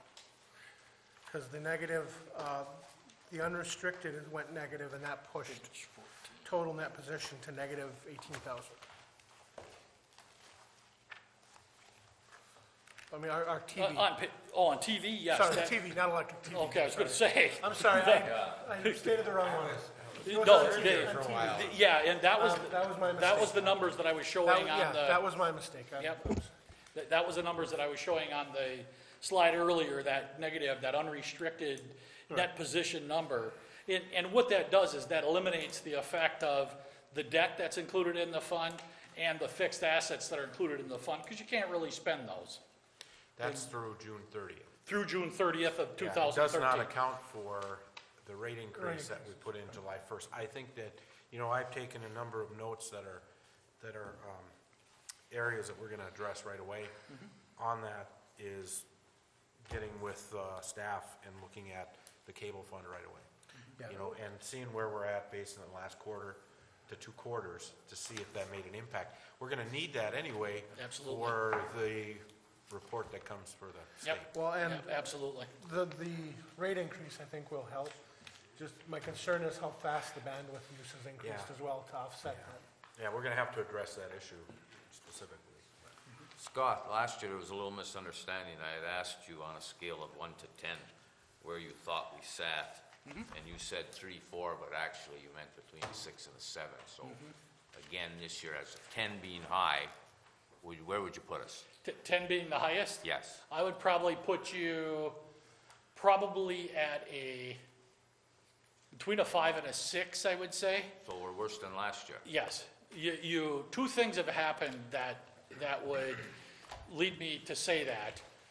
The increase in the underfunding of your pension plan, last year we just didn't have the numbers. So we've gone backwards there to the tune of about $800,000 since our last report. That's a big number. And the other thing, we just saw a small decline in the overall performance. You saw on the one slide, we're backwards about $161,000 aggregate. So those two things combined, I would say we went backwards, not to the point of where I'm terribly alarmed about things, or would be talking about something called going concern. Can the city continue to exist? That, to me, that's not an issue. The performance of your electric fund this year is better than it's been in at least the last 5 years that I looked at. And because that's a fund that really gets leaned on, that helps offset that. But that pension number at over $8 million of debt, which is, it's an unfunded number at this point in time, so it's either going to get paid by the city or it's going to get earned by the plan, and the earnings of the plan have not been very substantial. That is of real concern to me. The earnings of the plan can't be blamed on the stock market anymore. You are correct. The manager and I have had some fairly lengthy discussions regarding the performance of the MERS plan. That's going to be an education process. This is a little aside, I guess, for the residents that are out there in this state, because last year MERS, the actuarial assumption that's built within the MERS plan is that it's going to earn 8% on an ongoing basis. Last year, and I've looked at some standalone pension plans that I've audited, so they're falling under exactly the same rules as MERS has to follow, because they're more restricted than you might do in a 401k or that kind of a thing. But I audited a standalone pension plan with about $10 million of assets in it, and that plan, under Michigan rules, generated about 16% for the same time frame as we're looking at. MERS generated less than 8%. They didn't make 8% last year. And you can compare that with pretty much anything out there in the markets. That's lousy performance, quite frankly. And I know the city manager has been had lengthy discussions regarding the MERS performance and whatnot. But honestly, until residents actually come forward and say, look, you're taking money out of my pocket to pay for those pension plans instead of earning it the way that you should. Because if that performance, let's say that the MERS plan, and I'm going to look at page 50, has a MERS schedule in it. You'll see we've got $8.8 million of assets in there. So that compared to 10 million is pretty comparative. I would have expected that this fund, or your MERS plan, with actually many hundreds of millions of dollars from all communities all across the state of Michigan, would have generated substantially more income on your plan, on this MERS plan, than this standalone pension plan with $10 million of assets, who generated in excess of 15%. Same set of rules, And so on that plan, I mean, let's take 5% difference. 5% of $8 million is $400,000. Okay, that's $400,000 of earnings that we, the city, would not have to put into this plan over the next period of years. Instead, because they performed poorly, we're having to do that. So that to me is an issue that, you know, and I know that Manager Anderson has attacked this and attacked it with MERS directly, and MERS has played some games, and it's been very quiet. Haven't played games in misusing money, but they should have professional money managers, and if they're not performing, then you need to take a look at whether you need to change money managers. It happens every day. You had said about the electric fund going in a positive direction, looking Yes. good. This past year, we took out about $250,000. We withdrew it from that fund in order to do street repairs. That wouldn't be in there, because that was done after. Oh, since the end of the year? Since the end of the year. Okay. Would that affect you, like in the next year's audit, would that be affecting your Well, opinion? there were transfers coming out of the electric fund this year. The electric does have significant transfers going to the other funds. That's through correct. Through the general fund. Yep. Especially, Yeah. but this year we took out an additional, about $275,000 just for street. Yeah, and I mean, Is that going, I mean, when you- clearly that would have an adverse impact on the fund because you're spending money that you hadn't spent the prior year. So I'll just, so if you had seen that this year, Mm-hmm. that would have been a negative that we did that, or how would you have Well, perceived that? it would have made the performance of that fund certainly not as favorable as it came out. It still would have been, even with that, it still would have ended up on the plus side, just not as much as it did. Did that answer your question, Yes. Jeremy? Okay. Last year you mentioned several, or I think there were 7 deficiencies or problems that you had with it. And this year you didn't make that list. How did the management fare with that list?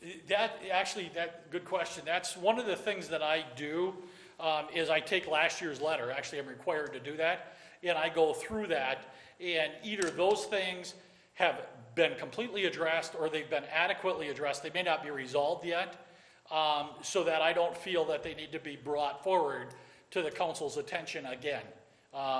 That management is handling them at their level, so that I didn't feel like they needed to be put into that communication letter that you had received. You also listed that the capital improvement fund was fairly small, but that does not include Lake Fumey money. Is there still a separate account for the Lake Fumey money? There are still some funds set aside, those are in the general fund, they're part of the general fund. And then I share your concern over the TV, internet, and telephone fund with its drastic drop. Would you contemplate us possibly selling that utility? Or do you see if we're going to turn that around, or we'll have to wait and see what the increase rates? I think you need to do the analysis on it, clearly, and I think that, the skill is here, the people are willing to challenge each other, to look at what's there. I think the manager said that that's going to be one of the priorities that's there. I happened to get here a little bit early this evening, and Joe came in, and the first thing he did is sit down. He said, "Let's talk about the TV fund." And it's not like we didn't talk about it while we were here auditing, but now he had the results in front of him and said, anything that you could think of, and we talked about a couple of ideas, which I would expect he'll be discussing with the manager and bringing Mary into those conversations as well. So, might it get sold? Last spring, we did have an analysis done, and they did recommend some of the increase in our fees. Mhm. And I guess, did you look at that report, or? I just glanced at it. I really didn't study it, to be honest. The fee increases that went in place were until the fiscal year that we're in now. So they actually came in after the audit, after the period that I was auditing. The one thing though with the fee increases too are, We didn't follow the full recommendation of the fee increases to where they were supposed to go. We raised the fees just enough for the TV to break even if nothing went wrong. If cost didn't increase. How did we hold up on our customer base with the cost increase? We lost a few, but wasn't a drastic number.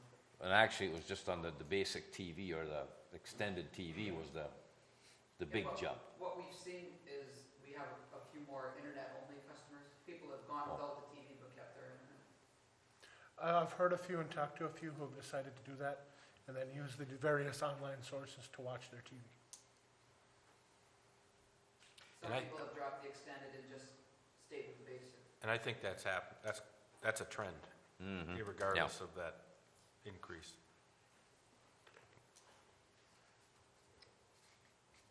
Okay.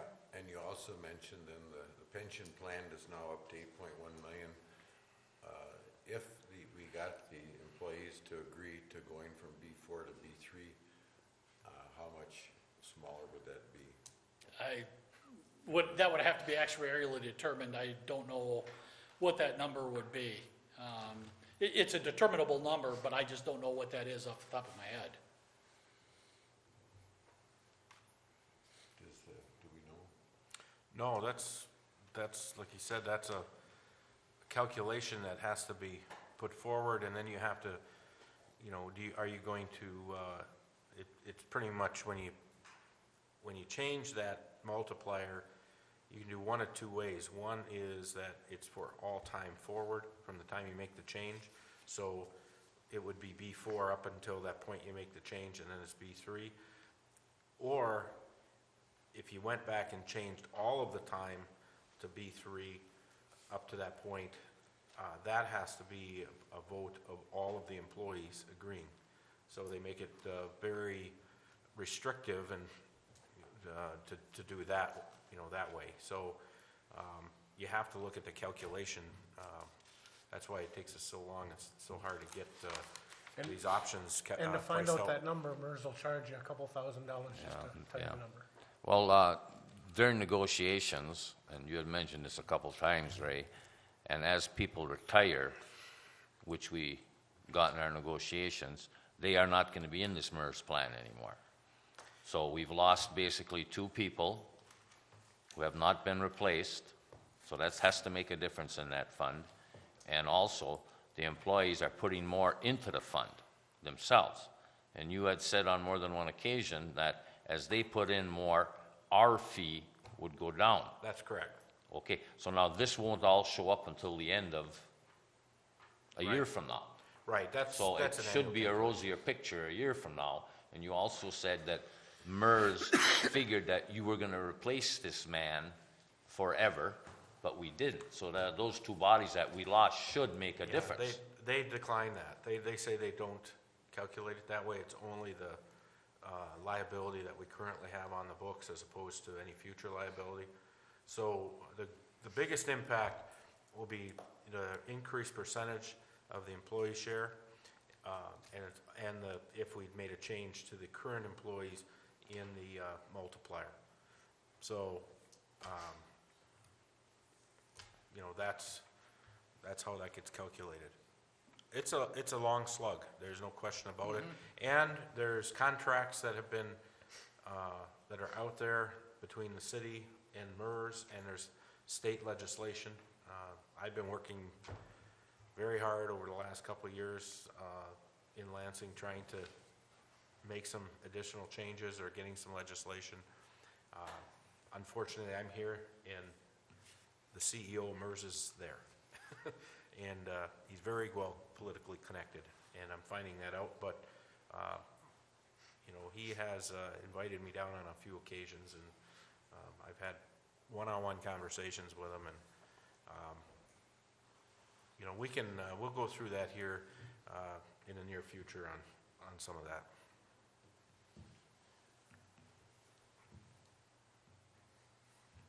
Okay, any other questions?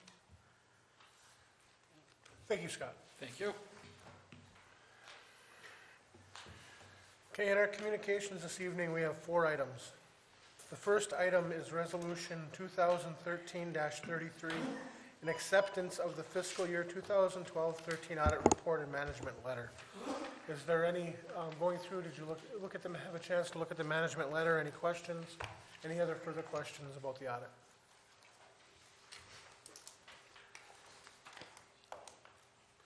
If not, I'm looking for a motion. Make a motion, we approve Resolution 2013-33. Support. Motion made by Chris, supported by Dr. Hayes. Roll call. Dr. Hayes? Yes. Mr. Gottstein? Yes. Mr. Ball? I'll abstain on this, Trish. Mr. Oja? Yes. Mr. Menegini? Yes. They're really, on the rules to abstain, there's no good cause to abstain. Well, I've been here for 2 hours, Jeremy, and I don't have one idea or one iota of what took place in this past year. So you want me to okay something that I have no idea or? action By on? the general guidelines for abstaining, yes, even the minutes and the Well, then I'll manifest. reject. Okay.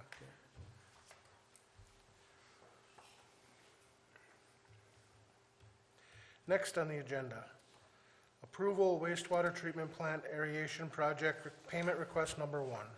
Mr. Anderson. Thank you, Mr. Mayor. We've been working this past month down at the wastewater plant on replacing blower number 1. This is through the WPPI energy efficiency project. The amount of the pay request is for $134,936.25.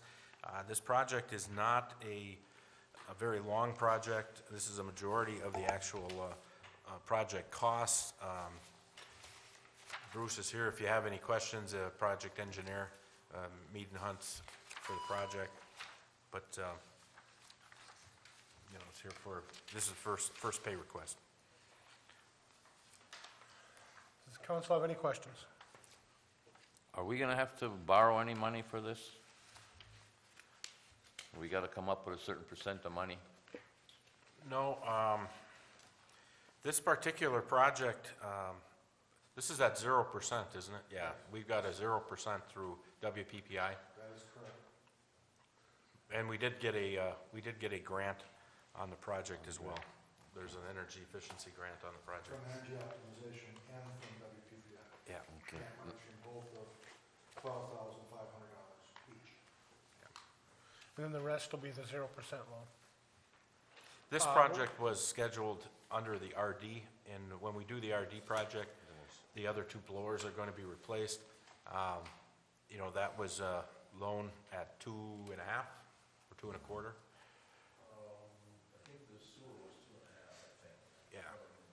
So, we got 0% on this, we figured. Well, I didn't get a chance to go through this as good as I'd like to because I was out of town over the weekend. But somewhere in here, and I can't find it now, there was a, I guess you call it a program for replacement. In this new budget for this, are we gonna have that set up where you set X amount of dollars apart each year for a pump? Because it's only gonna last X number of years. Somewhere in this packet, I ran across that. And they had recommended this is what you should do. Was that part of the SAW grant, or was that part of the aeration project? I think that's part of the SAW grant. That was part of the SAW grant. Oh, okay, that could be, Yeah. okay. But, to answer that question, on the RD project, there's a certain set aside that we have for. That's where I must have run across it. It's, you have to fund a depreciation fund for any equipment or component of the system that has a service life of 20 years or less. And, that was in the preliminary engineering report, at least the Caltech, and it's in the, when you got the loan offer from RD, that was part of that. If you read maybe the letter of conditions from that, you might have come across that. That's what must have been then. Yeah, and I don't remember the number, Lee. Yeah. Offhand, but it's a funded outlay. It has to be in a fund. Does So that Okay. when any particular piece of equipment that was included in that, and there was a lump number kind of for the wastewater treatment plant. We didn't break it down for every piece of item. But once you start funding that, that can be used for any maintenance item on the system, in this case, sewer system. So once you start accumulating money, you can spend it on any maintenance item that comes up now. And that application did include blower number 1, so that number was rolled in. Yeah, it was kind of a dart throw to come up with a number for what that would be for all the stuff in the plant. So, it's kind of hard to judge what it will have a service life of 20 years or less.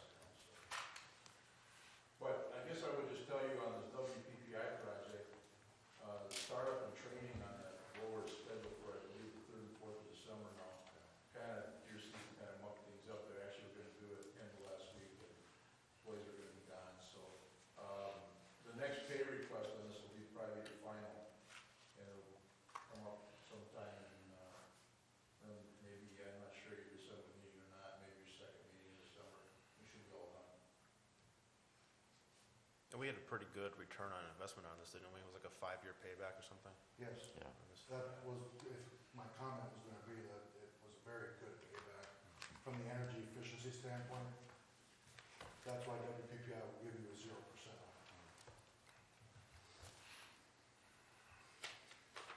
it. Okay, any other questions? If not, I'm looking for a motion. I'll make a motion that wastewater treatment plant aeration project payment request number 1 be paid.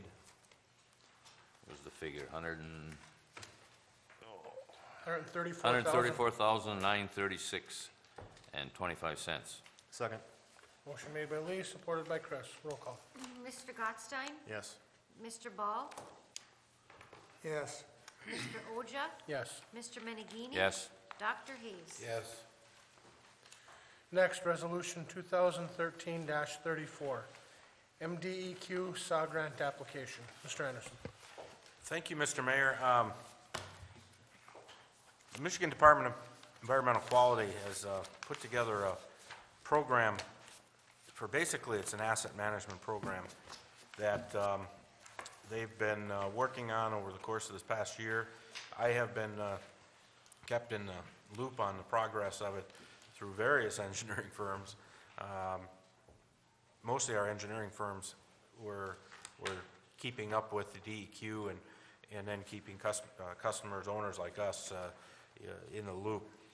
But Scott Nowak from Coleman Engineering is here tonight, and he knows much more details of this program and applications. Why don't you come up?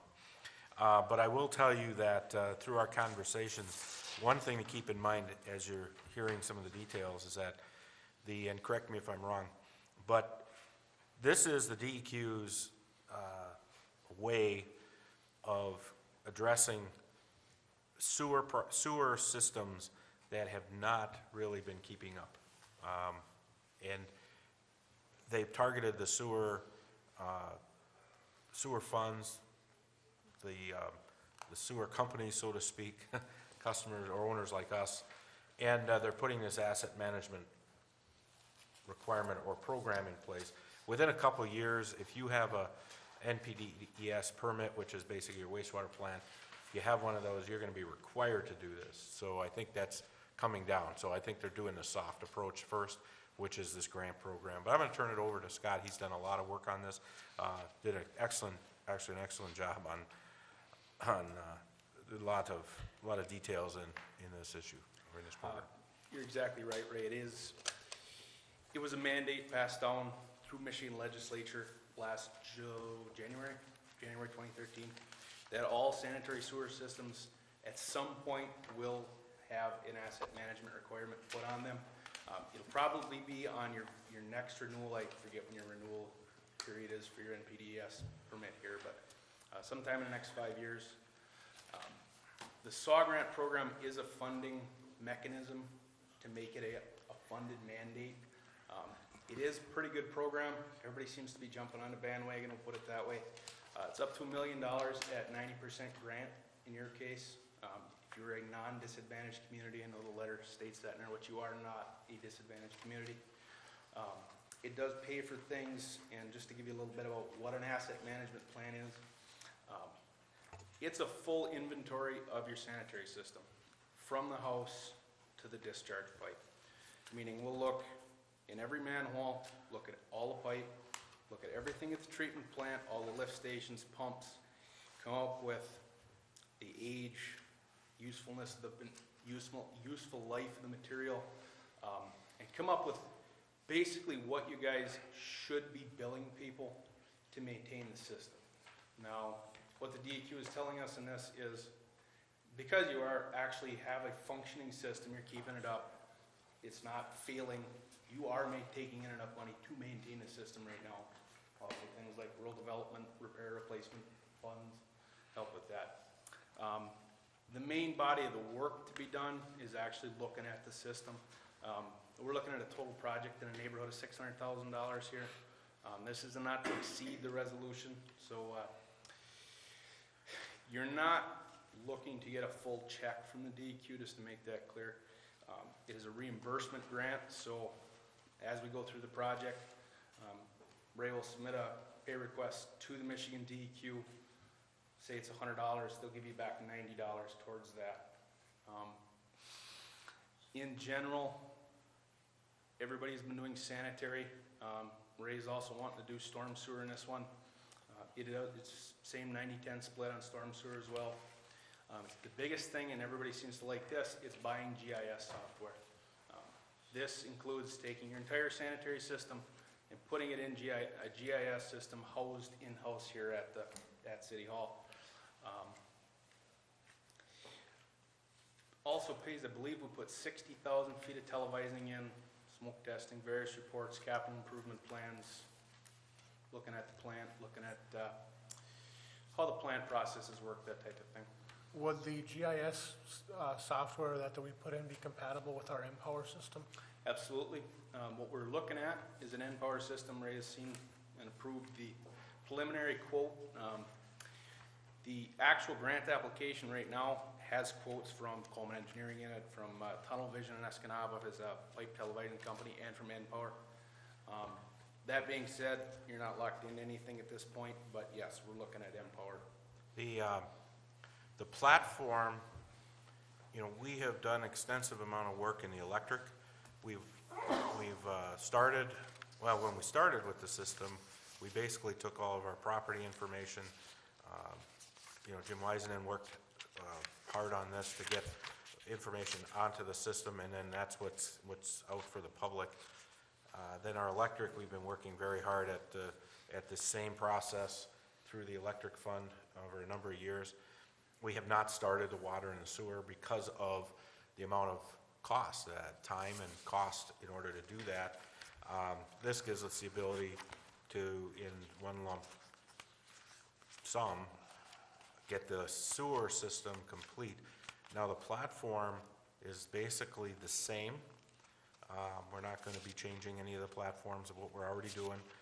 We're actually going to improve the Empower platform that we currently have. So this will be an upgrade that everybody will take advantage of. I'm also recommending or proposing that the 10% match is paid for by the water fund, because the water fund, the water system is going to use the same platform, and basically, it's not a stretch to have them pay that bill, and they have the ability to make that payment right now.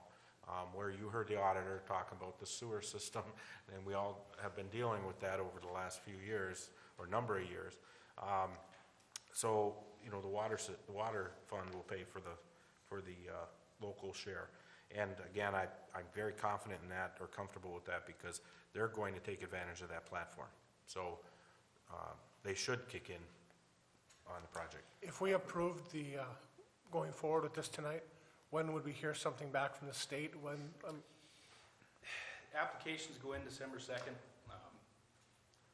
They're not 100% sure. They're getting a lot more applications. There's a lot more interest in the applications than they had thought. They're telling us January. I'm a little nervous about that. I'm thinking it might be a little bit later in the spring. Well, explain that first come, first serve, or first set and then second set. There is, Michigan legislature put aside $400 and I believe it's $50 million over 4 years. There's $97 million in the current year. They're gonna use pretty much all of that. Pretty much every town is putting in for this, to the point of every town you can think of in the area with a sanitary system. I know they're looking at one. They're gonna have much more than $97 million worth of applications. So the DEQ is going to take all the applications and basically do a lottery system. So you guys are $500,000.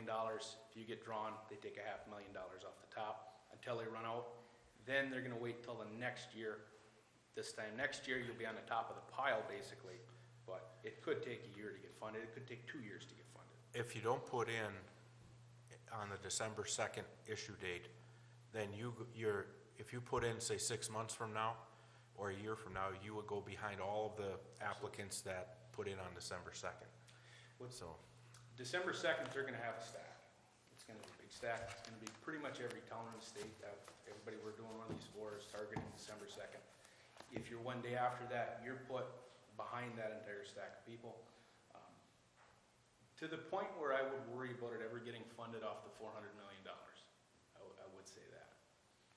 I don't know that they'll have $400 million. They're expecting something like $200 million worth of applications in December. the other thing is that when we looked at the calculations for disadvantaged community, the reason that we're not qualifying for disadvantage is because we have very little debt in our sewer system. Until we take on a wastewater plant project, we're at the last 4 years of the 78 bond. So the auditor's chuckling, but we're penalized for not having debt. The thing is that, we asked the question to the state that we know we have a substantial project coming up. We're gonna have to deal with that, as far as the fund, but what they told us is that if we don't get funded in, say, the first 6 months, or we start that project, we can actually amend our application and redo those calculations. And based on what we see right now, we would fall in the disadvantaged category. That means it's 100%, not 90%. It wasn't enough to be committed to funding? No. You had to close the loan? Yeah, we asked that specific question. You actually have to have the debt. You have to close the loan. Not the payment, but he wants the loan, he wants closure on the loan. Yeah, well, that's the loan closing, you have to do the project. Right. So even if we extended the lottery a year, we can, when we get the loan closed, we can update the plan. Update the application, The application, and Maybe you want to ask to be deferred, just so you can do it. Well, What difference does it make in the funding if you qualify for the disadvantage? 100% grant. it's 100%. You don't know if you would, well. No, we have to put the application in the queue. Well, I understand you have to Right. put it in, but you know that with this project debt, you would become disadvantaged, you know that? It's fairly clear without their determination, which they won't do. Yeah, we ran the numbers. Yeah, because all I'm suggesting is, you might be better off not to get funded first. Pretty much, yeah. If they don't pick us first year, we're gonna get 100. It's gonna end up being 100% grant most likely. I don't think you can tell them not to pick us. I mean, it's a lottery. Well, you can defer to receive in the second half. Yeah, well, It sounds like it's just gonna be random draw as to who gets. The other thing. I wouldn't play games with them. The other thing to keep in mind is that the timing depending on the timing on this, it's not only this wastewater treatment plant project, but you're more than likely to get the funding committed for the other sewer project and water project. So that in the asset thing, you need to take into account some new stuff that won't be there when you might be doing it. I will say that the treatment plant itself won't kick you in. The big RD project, that will kick you into disadvantage status. That's Well, the very treatment plant project, not this blower thing, it's a $5 million job. Yeah. I mean, that's the big RD. Right, that's the one, but that's gonna get, Yeah, that will kick you in. Yeah, the sewer one coming behind is 2 point some mil, I think, or whatever it is. So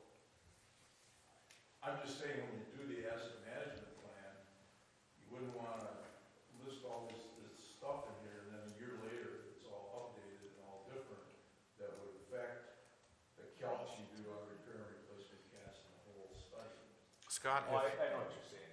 And So you just gotta. definitely not. You know, you gotta be conscious of that. Scott, if, once you are awarded the project, how long does it take to finish? They give you a timeline of 3 years maximum. 3 years, You have so- to have, and that's one of the caveats I guess I'll throw out there right now. By taking the money, you say you will have a working approved asset management plan submitted to the DEQ within 3 years. So you have time. One way or the other, but You it's have very time much to a do way that. to- Yeah. Yes. Oh, one question with this, Ray.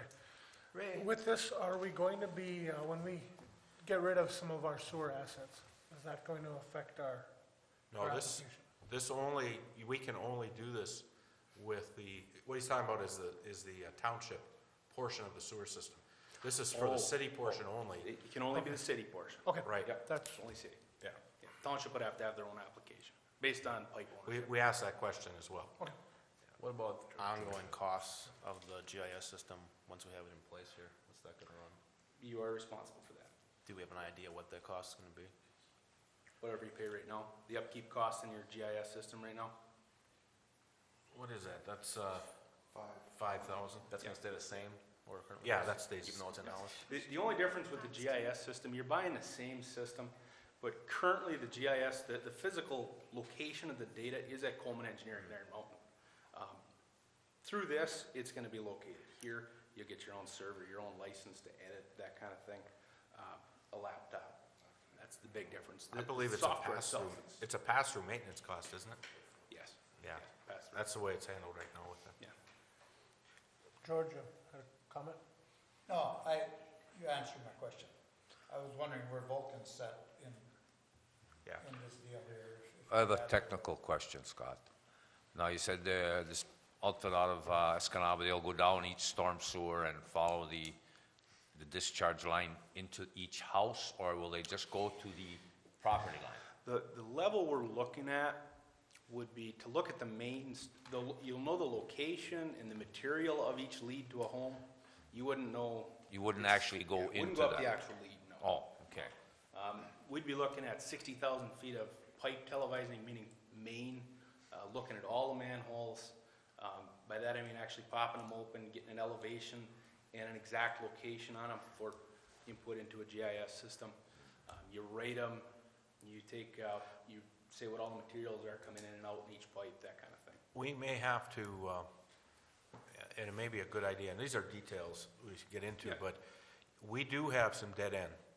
I mean, when we go through a project, over time, they just cut something, and if you're going down the main, you might see what looks like a lateral, and it's really been cut off.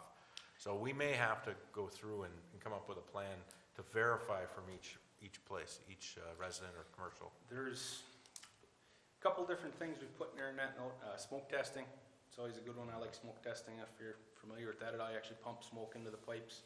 Finds a lot of leads into old homes that are buried, demolished homes, that kind of thing. A lot of flow metering study, figure out where your infiltration inflow issues are in town here. The televising kind of being the biggest one of that. The plan is to televise the vast majority of your clay pipe in town. Anything that's older than, say, 1980, something like that. So, a lot of town. What about the wood pipe? We'll look for it. Do we know if the township has a plan in place to make the same application? Or do we have any idea? No, I don't believe that they do.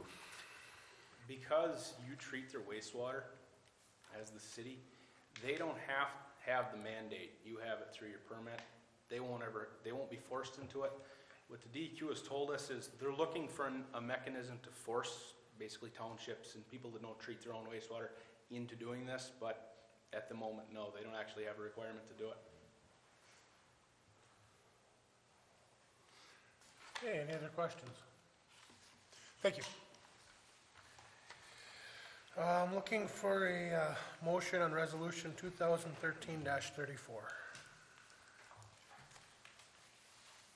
And it would be for a price not to exceed 600,000? 535. Well, the total with our, is that including our match? That is not including match. So 600,000, it's, The resolution has the amount of grant from the DEQ in it. Total project cost is $595.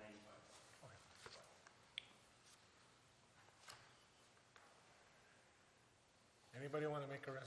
Make a motion to pass resolution 2013-34. I'll Support. Motion made by Dr. Hayes, supported by Lee. Roll call. Mr. Ball? Yes. Mr. Oja? Yes. Mr. Menegini? Yes. Dr. Hayes? Yes. Mr. Gottstein? Yes. Okay, the last thing on our agenda this evening is approval of ordinance 409, an ordinance to revise ordinance number 403 regarding the trees in the city of Norway. Mr. Anderson. Thank you, Mr. Mayor. This is a little bit of housekeeping. We ran into an issue this year. We passed the tree ordinance in ordinance number 403 last October, and we actually ran into a little bit of an issue with some very specific language dealing with private property. The intent in the original ordinance was to, if somebody's tree on private property was affecting, was a public nuisance, was hanging over alley, hanging over sidewalk, hanging over street, that we could deal with it. But in looking at and having a resident-to-resident issue, it turned out that under the responsibility or under the enforcement area that we actually were required to deal with nuisance between property owners. We do not, I don't believe we want to get involved in a property owner dispute. So we basically removed the language in the ordinance that dealt with that one word, private. So it would be under its responsibility of property owner, and it goes into, I'll read the whole entire statement. It shall be the responsibility of any person owning any real property, maintain trees, shrubs, and that property so that they do not endanger or cause nuisance to persons or property occupying adjoining streets or public places, and we're removing or private properties. That one word got us into a Jay, dealing with it. because we're dealing with an issue now of resident complaints, if we change the ordinance, are we still bound to deal with that issue to handle that issue? Yeah, I don't know what to tell you on that. I mean, if it's already been resolved between the neighbors, then it shouldn't be a problem, but if It it hasn't isn't. been. Okay, what we've done, as I understand it, gave them a notice that they had violated ordinance 403. Yes. Okay, ordinance 403 is essentially being superseded. So I don't know exactly what our responsibility would be. I would think that in this basis, that I think it may take a watch or see sort of thing to do and see if we can resolve it, perhaps between the neighbors and help them. Unfortunately, under our notice, the person has a very specific time frame to do something. So our request was to have this issue, have that,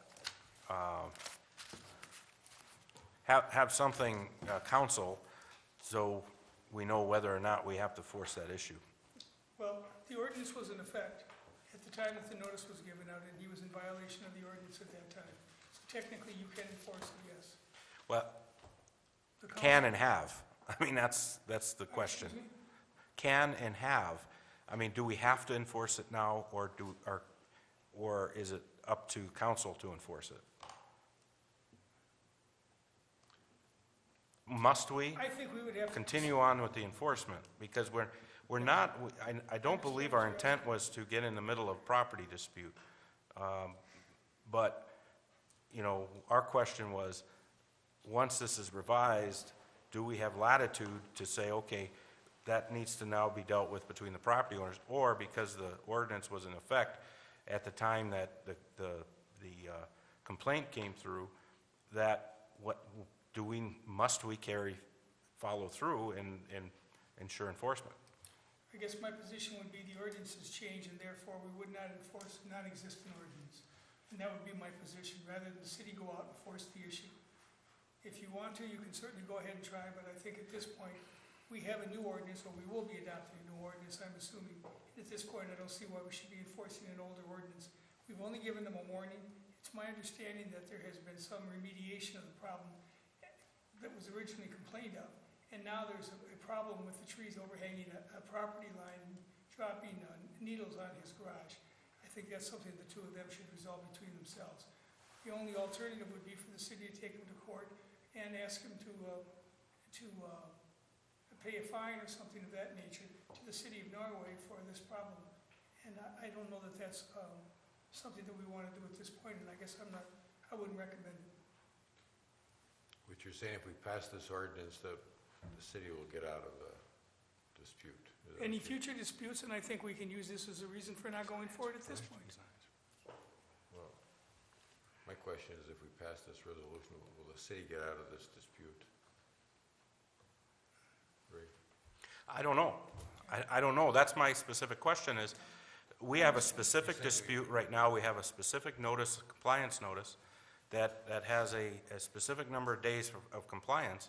And I actually put an extension on that because I wanted to find out whether or not, if this is passed, whether I need to now ensure enforcement, or do we repeal that letter of noncompliance? You have the authority to proceed under the old ordinance because he violated the old ordinance. What if I don't want to? Then I guess What I if the would- council doesn't want to? That's the question, because I think the intent, and you guys, Then you wouldn't have to go forward. okay, all right, Our intent, well, never was to get into Right. public property. correct. And why do we make these ordinances?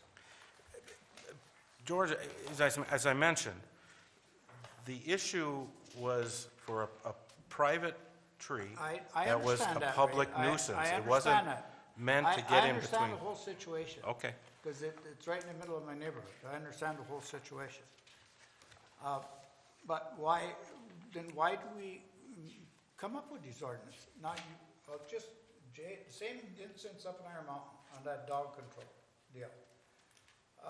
There's an issue when it comes to the council don't want to handle it, so what do? They turn around and they give it to the court system.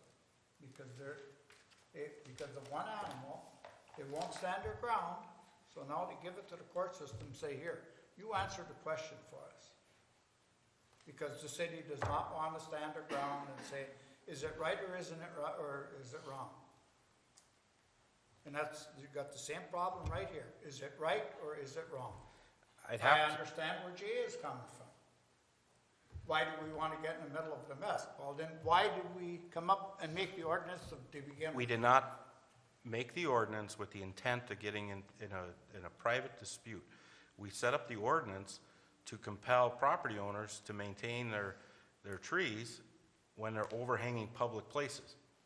That is specifically why we did it. I understand, Well, but that's- does it make any difference if it's overhanging the sidewalk or if it's overhanging my house? Yes, that's a private issue if it's overhanging your house. It's a public issue if it's overhanging the sidewalk or the street or the alley. That's the difference. And we can go by right, just like the property owner by right, correct me if I'm wrong, but you have the right to go and trim up the property line. The question is, who pays for that? The property owner in dispute, in this case, doesn't want to pay for it. He wants the property owner There's a that lot more owns. to it. There's Okay, a lot but- more to it, Ray. Okay, but if we come by and we send our crews out and trim a private property tree because they're overhanging the right-of-way, we have that right to do that. Exactly. The ordinance, though, says, we can say, George, your tree is a public nuisance, you go trim it. You trim it. It's a public nuisance. That's what the intent of the ordinance was. But on this case here, from what Jay is saying, it's up to the council as to whether we want to enforce our ordinance as it was. I mean, yeah, if that's what you want me to do, then we'll go ahead and proceed, and Jim isn't here, but we'll So go to court. what We do is, we have to what do. is, I say the intent was not to get involved with private property and private property. We wanted to protect the public property. Like I said, if they had a tree limb hanging out over the sidewalk where somebody could come trotting along and hit their head on it, that was their problem. They had to take care of it. I don't care about what the neighbor says. so your opinion is no, just to drop it now? Drop it, yes, drop it. Get away from Dr. it. Hayes. It was I make a not motion intended to that way. pass Ordinance 409. Well, I'm gonna, Scott, we're not done on discussion yet, because I haven't said my part, and Chris hasn't said anything. I think it was an oversight on our part to have that private property clause in there, and I think it's good that we take it out, and I don't think we should be involved in a private property dispute between owners. And You can't make a motion and still Right. debate it afterwards. I know. It- it- And your motion your motion still stands, but we're still in discussion. My opinion is that, I agree, I agree, it was an oversight, the intent was private onto public, but I feel that because we have it this way, we should be enforcing it as such, because that's how the law was written. Whether the intent was there or not, it was a mistake in the way it was written. That's my opinion, and we should be enforcing it. I think these are two separate issues, changing the ordinance and then Oh, I agree. dealing with this. But the manager needs the direction from the council which way to go on this. Well, I support Doc's motion. Okay, any other discussion? Motion made by Dr. Hayes, supported by Lee. Roll call. Mr. Oja, Yes. Mr. Menegini, Yes. Wait a minute, Trish. No, sorry. I changed my vote. No. what are we voting on ordinance 409? The revision? Oh, To revise yeah. it? Okay, yeah, then yes. Dr. Hayes, Yes. Mr. Gottstein, Yes. Mr. Ball. Would you read that again, Trish? It's to revise the ordinance, that's all. Stop? Just to revise the ordinance to take out private. Okay. For the future, yeah. You're, That's just for the future ones. No, I think we should enforce it the way it is. Okay, the motion was to change it going forward. Okay. Okay? That's all we have on our agenda this evening. Does anyone from the audience wish to address the council on any issue? Direction, though. Did I get direction of whether? No, it's you got supposed- 2 and 2, Dr. Hayes didn't give an opinion. Well, no, we made the motion.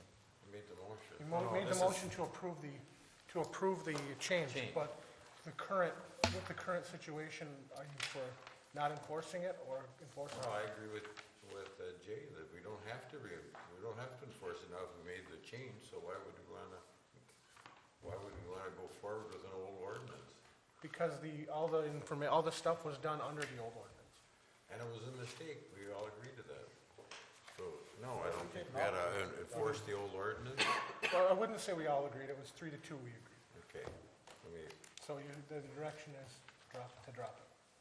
Okay, thank you. Does anyone from the public wish to address the council on any subject? If you do, please come up to the podium, state your name and address for the record, you have 5 minutes. Okay, Chris? George? Dr. Hayes? is this an appropriate time to make a motion to thank Mr. Babalani for his year's service on the council? Sure. I make a motion, we pass the resolution to thank Mr. Babalani for his years of service on the council. Is there support? you're supporting? Is there support? I'll support. Okay, Mr. Menegini, Yes. Dr. Hayes, Yes? Mr. Gottstein, Yes. Mr. Ball, Yes. Mr. Oja. Yes. Okay, anything else? I got one item. In the executive memorandum, Joel, you mentioned that we received a bid on the gate fix at the hydro, but I didn't see any figures on that. No, we have not received the number yet. We're going to be receiving one bid. I do not have the numbers. Do we have any, and maybe I shouldn't even mention this, do we have any reason why Kaiser Johnson wouldn't give us a bid? I've asked them on 4 separate occasions. They've never given me a reason. They just never turn one Just in. never turned a bid in. Yep. I was gonna make that comment that, looking at Pine Creek today, you still got some water coming from the last rain. Yeah, there's, But it's a shame that if it's spilling it all down a broken gate. So we need it's to get not, that fixed. the amount of water going through the broken gate isn't like 500 CFS. It's a small quantity, but it needs to be repaired. So, do you have any other comments, Dr. Hayes? No. I have no comments this evening. Joe, anything else? Just real quickly, just a briefing of yesterday's, Sunday's activities with the windstorm. We had several power outages starting at 8:45 on Sunday, and worked through the night taking care of those. And then there was a mechanical glitch at the hydro at 3 o'clock in the morning, and the hydro plant went offline. Went in and got that back on, and then we ended up wrapping up, got all the power back restored by approximately 10:30 this morning. And just for note, they were all isolated instances. There weren't any major, 5, 6 homes kind of a deal. What was the issue last week with the power out? Yeah, that was a large popple tree right by the church in Vulcan that busted off alongside the highway and came down and was resting on the main feeder circuit to the hydro. That's why that went out. Okay. And so was the hydro off for a while then? Yes, the hydro was off for a little over an hour. Our demand charges for this calendar billing is going to be fairly higher than what we've traditionally seen because of the good water. Because we isolated the problem by opening up some switches and getting the downtown area back on fairly soon. But then it took another 45 minutes or so in order to get the tree off and cleared up before we energized it down to the hydro. And we're able to put the hydro on, so the full system load was incoming on through the substation. So the demand increased. Also for a note, because of the temperatures falling below freezing at night for quite a few hours, we had shut the spring off today. So if anybody asks, it's time. So that's all I have. Dr. Hayes? I just going to make a comment on the recent election, that it was very, very close, and that it just points up the fact that every individual's vote counts. Basically, 4 people decided who was going to be on the council.